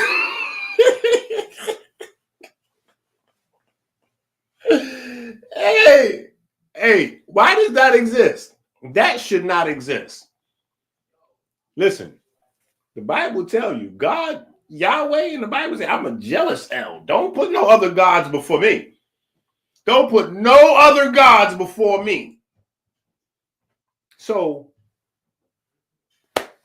why does that exist? How is that in alignment? There's only one way that works. The Bible is very specific. Don't put no other gods before me.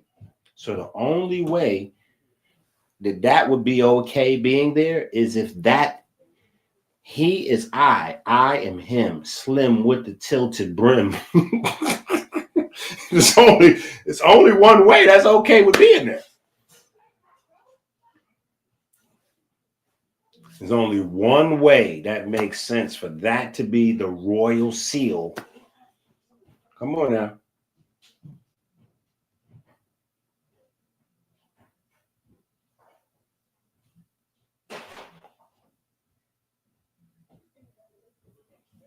Listen, that's tough to deal with right there. Listen, that's tough to deal with right there. I mean, woo! That's rough. What is that doing there? What is that doing there? Like that's something that's not even supposed to exist in reality. Like that's not supposed to be like that is not like that right there. You could literally use that, like how, you know how they throw on the vampire movies, like they have the cross and they be throwing garlic, and then you seen Sinners how they was making the garlic water and they was throwing it on them, and they was listen. You get some of these Christians or some of these Israelites. Oh my goodness! Get some of them Israelites. Oh my God! What? That's not supposed to exist. What is that? What is that? There is no way to resolve this. You telling me that this is the royal seals? The royal seals? What? What is that doing there?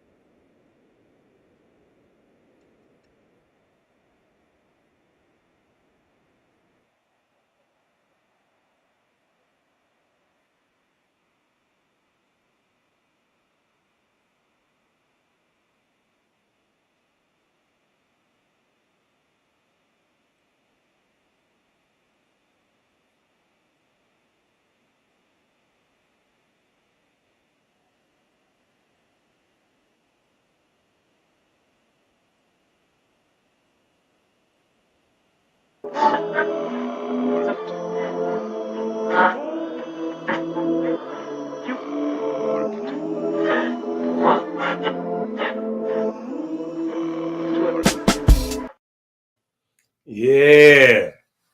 You need to be able to say that prayer yourself. That's why it wasn't no sound. I wanted to see if y'all can say that by yourself at home.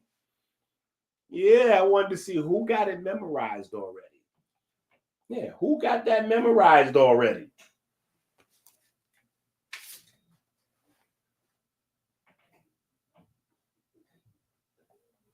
Tell them, Tika.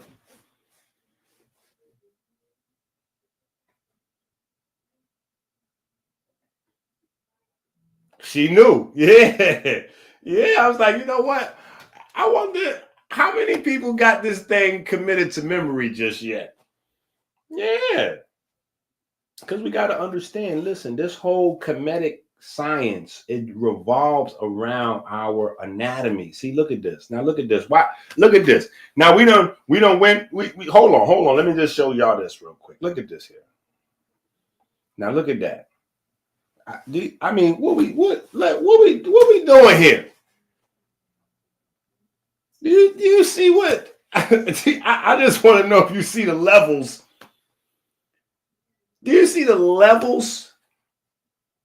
Like the levels, like this is, come on, man. Listen.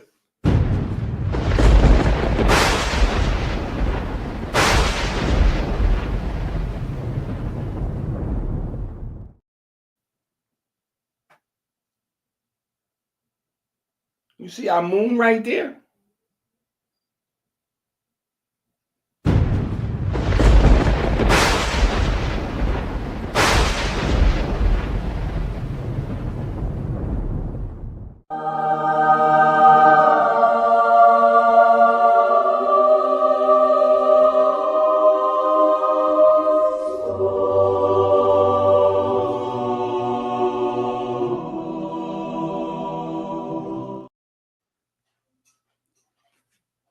I just want you to see something. I just want you to see something. I just want you to see something. That's all. I just want to provoke your mind real quick. Like just look.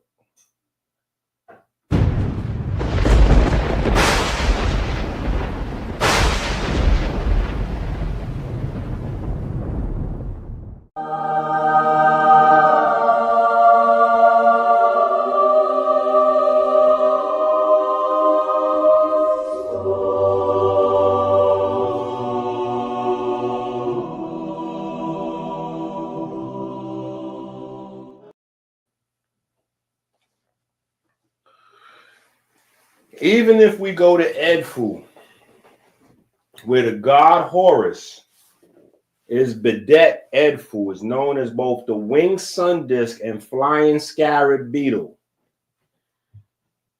Horus is known also. I just want y'all to, I want this to sink in. Horus is also known in certain stories as the beetle. Why? Why is that? Why is that? Because Horus can't be Kepra. If Kepra is a person and Horus is a person, Horus can't be another person. Like Bronny is not LeBron. Bronny is not Bryce. There's Bryce, there's Bronny, right? If these are people, they can't be each other. Like you could be like, but you can't be like. How is Horus also known as Kepra? The same way Yahweh is also known as Aten, as Ra, as Kepra, as we see on the royal seals. The same way Yahweh is also known as Shamash. Shamash is literally the sun. Literally the sun. Shamash, the sun. Yahweh, Shamash. Yahweh is the sun. That's Horus is also known as. How's that possible?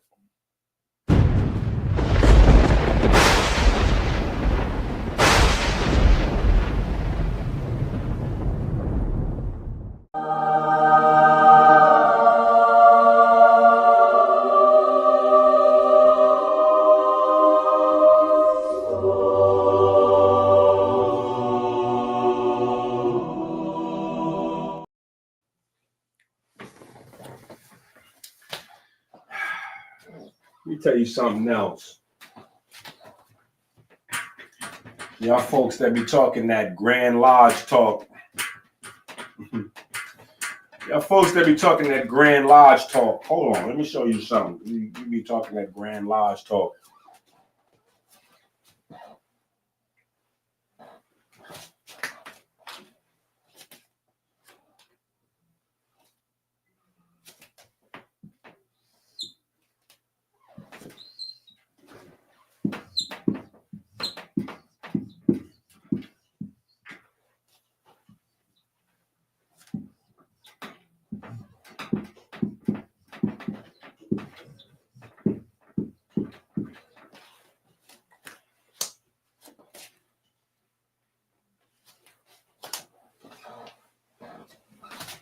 I want that to be right. Like Martin Luther King said, let me get the language right tonight. Lord Mason. Mesen. Lord Mason. Kepra is known as Horus. Horus is known as Kepra. These are certain legends. Right? And they say, oh, well, Edfu is relatively, okay, just relax for a second. Just relax for a second. Lord Mason.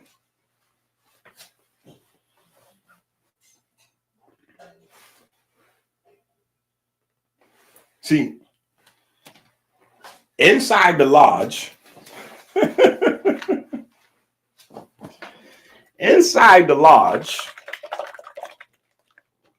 right?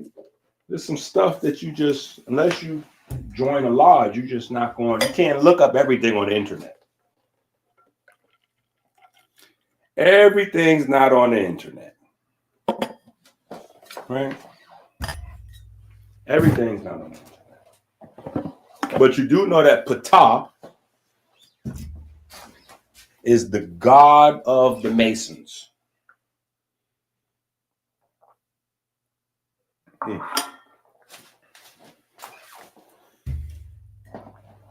I don't mean God of the Masons like the Grand Lodge of England says that Ptah is the god of the Masons. No. What I'm saying is, long before the people who built the Grand Lodge of England was a twinkling in their father's eye, Ptah existed. And in Kemet, Ptah is the god of the Masons. That's a thing, right? And then we have these stories here.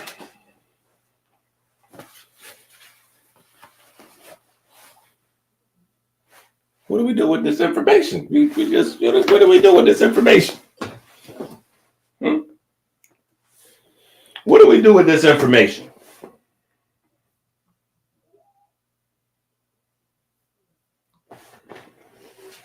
What do we do with this information?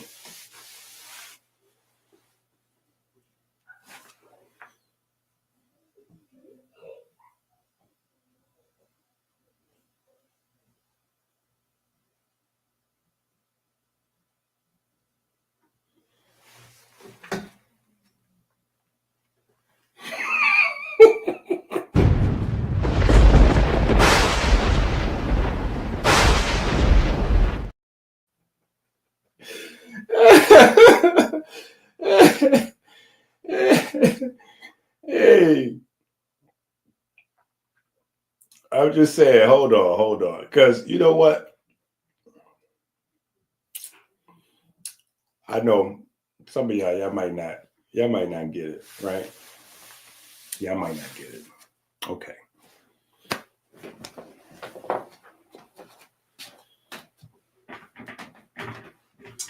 Y'all might not get it. Hold on. Let me help you. Because I want y'all to get this thing forwards and backwards. I want y'all to get this thing forward and backwards. Right? Okay.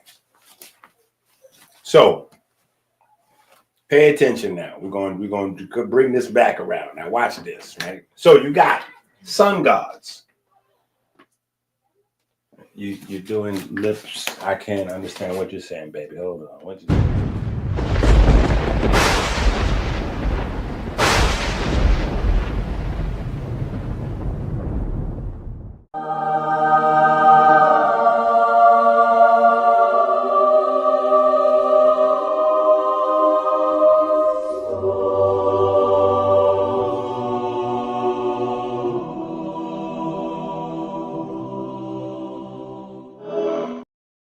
All right, so you got the sun god, right? Let's just apply what we know today, right? So you got a sun god, right? You got Kepler, which is also somehow on the royal seal of Israel, right? Who knows, right? But let's just put that in our back pocket for a second. Sun god, right? Without getting like mystical, magical, or anything crazy, right? The sun god does what? What does the sun do? Let's get God off of here because I know this is distracting people. Let's just get God off of here for a second. Okay, so we got the sun, right? Sun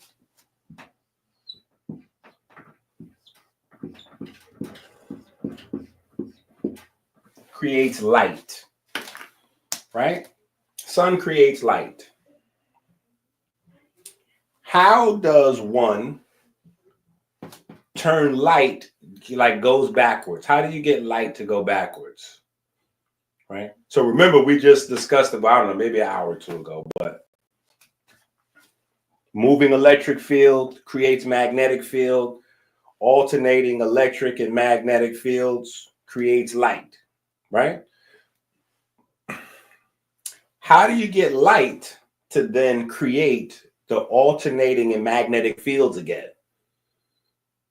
Right? How do you turn light back into electricity and magnetism? Right? Electricity and magnetism makes light. How does light in reverse then make electricity and magnetism? You need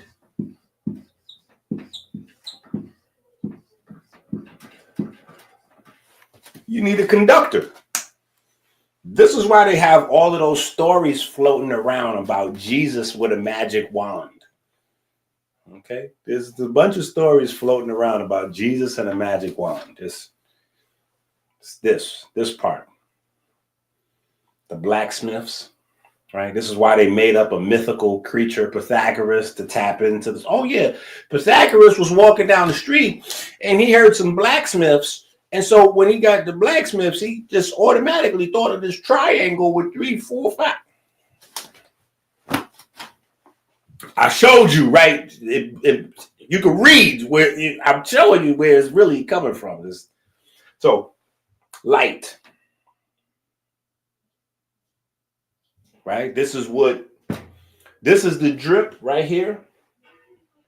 Right here, this is the drip that Einstein stole from J.J. Thomas, right? This is the drip that J.J. Thomas came up with, the Einstein, the swagger jacker. Yeah, he came up, he stole the drip. Yeah, he was stealing the drip. Photoelectric effect. Photoelectric effect. Right? When the light hits a conductor, electrons are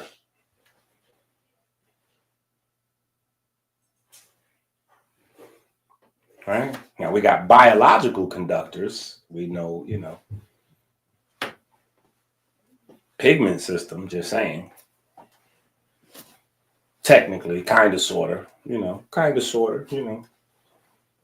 So it just so happens to be coincidence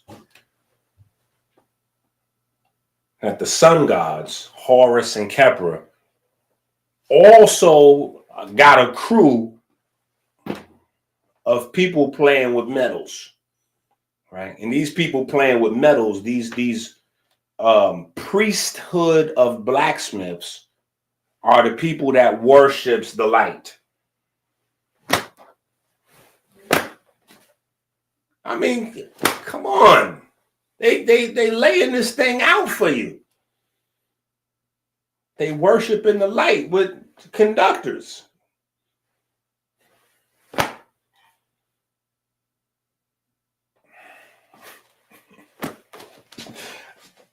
I'm gonna just try to lay it out in a variety. Like I said earlier, we're gonna lay this thing out in a variety of ways. Go get the book. It's on Amazon right now. Go to Amazon. You know what to do. Go to Amazon. Add the book to your cart. And then check out. Yeah. Go to Amazon. Add this book to your cart. Then check out.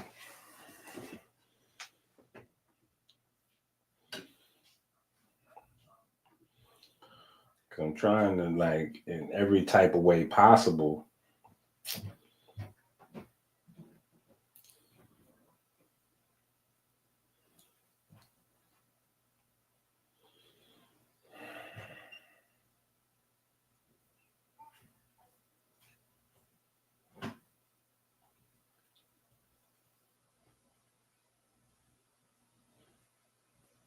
right? Okay. Faraday's law of induction. I don't think we need to do that today. Yeah, some other conversations, especially since we've been talking for almost 4 hours. Okay, we're gonna have to skip a few things. Yeah, y'all gotta get the book. Yeah, let's skip a few jewels. I left some jewels in his coat that he could sell if he chose. Road to wisdom. Renaz try to rise up above. Keep an eye out for Jake, Shorty Rock. Okay, hold up.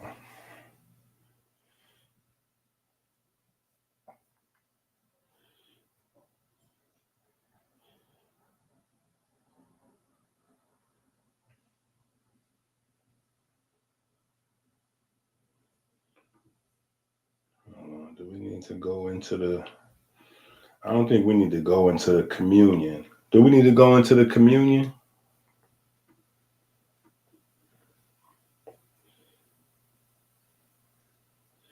I don't think we need to go into the communion because that's going to be a whole nother conversation. Okay, this is what I want to get to. Here we go. Okay, now let's go to the Book of Gates. Let's go to the Book of Gates. Right? Let's go to the Book of Gates.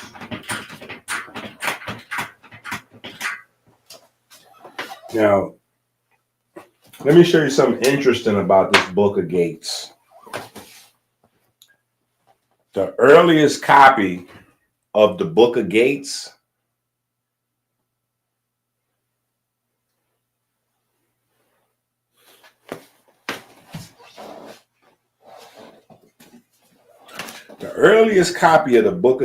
goes back to the 18th dynasty.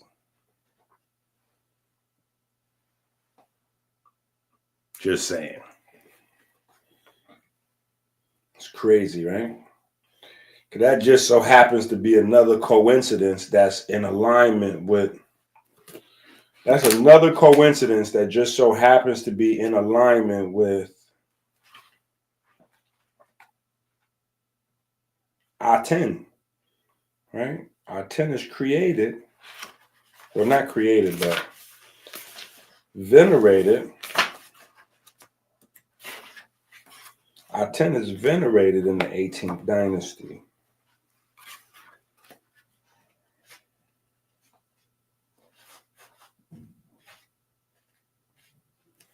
See, this is what we're talking about here in the Legend of Usir book.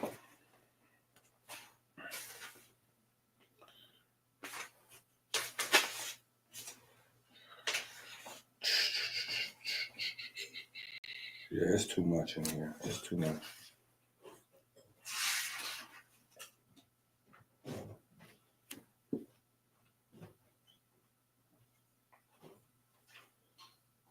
Okay, yeah, it's too crazy.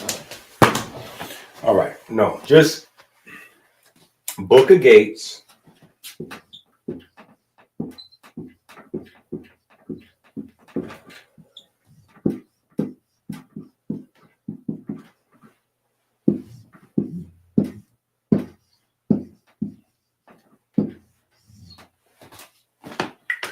The Book of Gates, hour 7, right?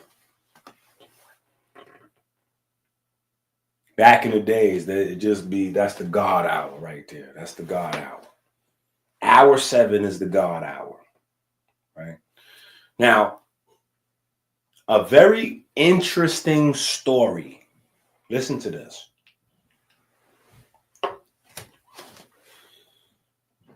And this is why we got to get into the communion a little bit.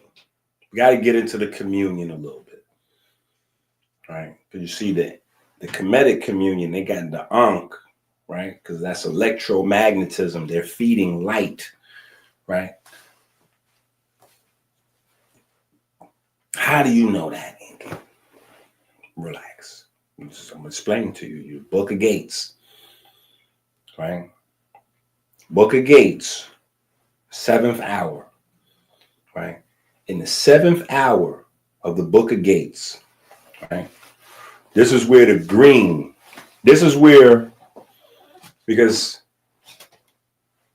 sometimes people would say, well, what is your reference to say that specifically the green represented chlorophyll, right? Book of Gates. The Book of Gates, Osiris's body, his skin, they literally grow plants out of his skin. Wheat and barley, they literally grow grain out of his skin. Right? Now, he has 12 workers. Very important, the number 12. We spend a lot of time on it though, so we ain't gonna get into the divine mathematics of diabetic arithmetic. Like we ain't going. 12 workers. 12 workers are working on,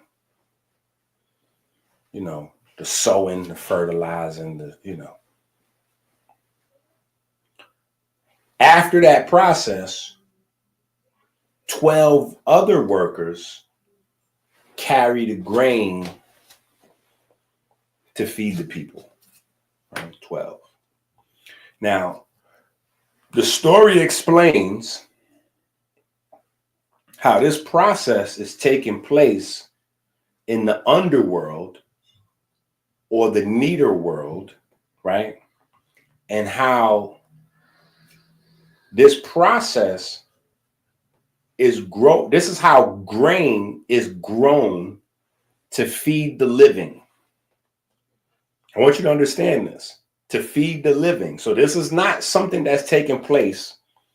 Like, this is not an activity that's taking place. Osiris is in the underworld. And so the underworld is this is a mythological story. Like, no.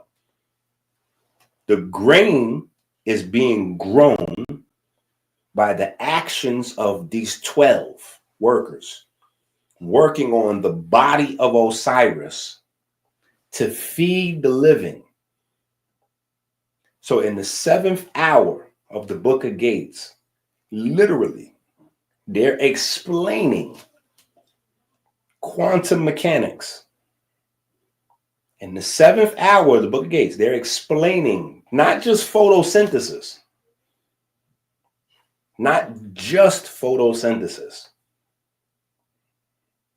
but they're explaining the nature of intelligence, right? Because remember, what is the definition of energy, right?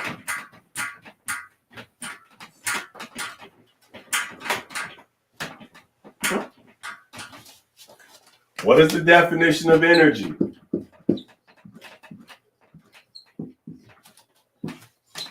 Energy is the ability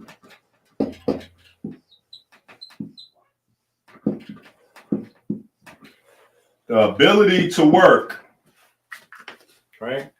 Energy is the ability to work, right? So when you structure work,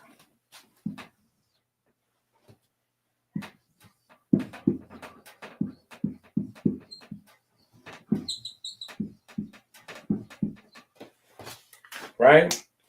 What you're doing is structuring energy, right? You're structuring energy.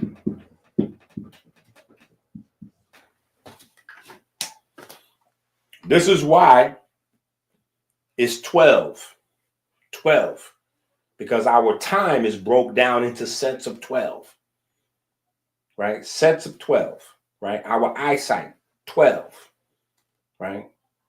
When we see frames past 12, it becomes emotion. That's how we get motion, right? So everything is time structured 12s, right?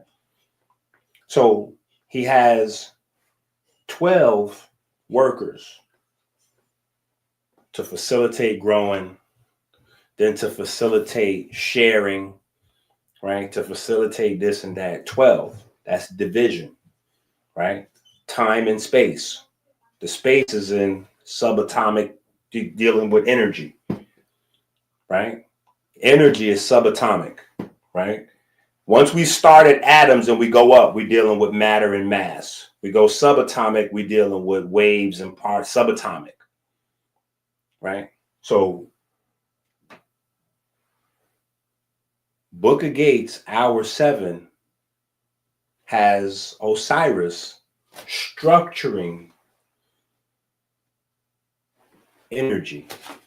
This is what we're looking at when we talk about, when you go to 1942 and they talk about David Bohm.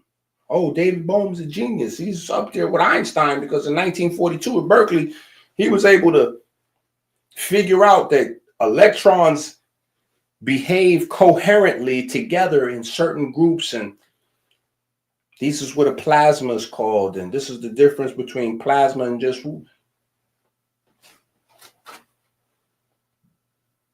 coherent. Coherence means that the energy is working together.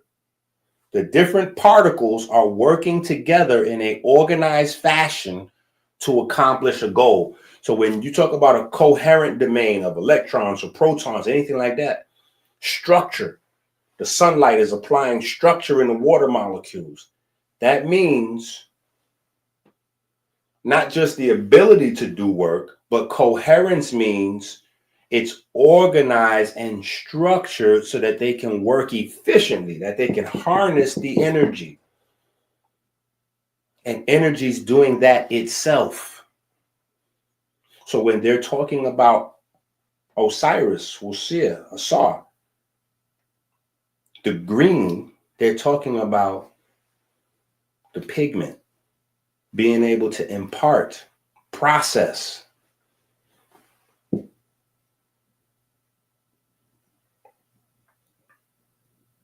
Right? I need y'all to get this.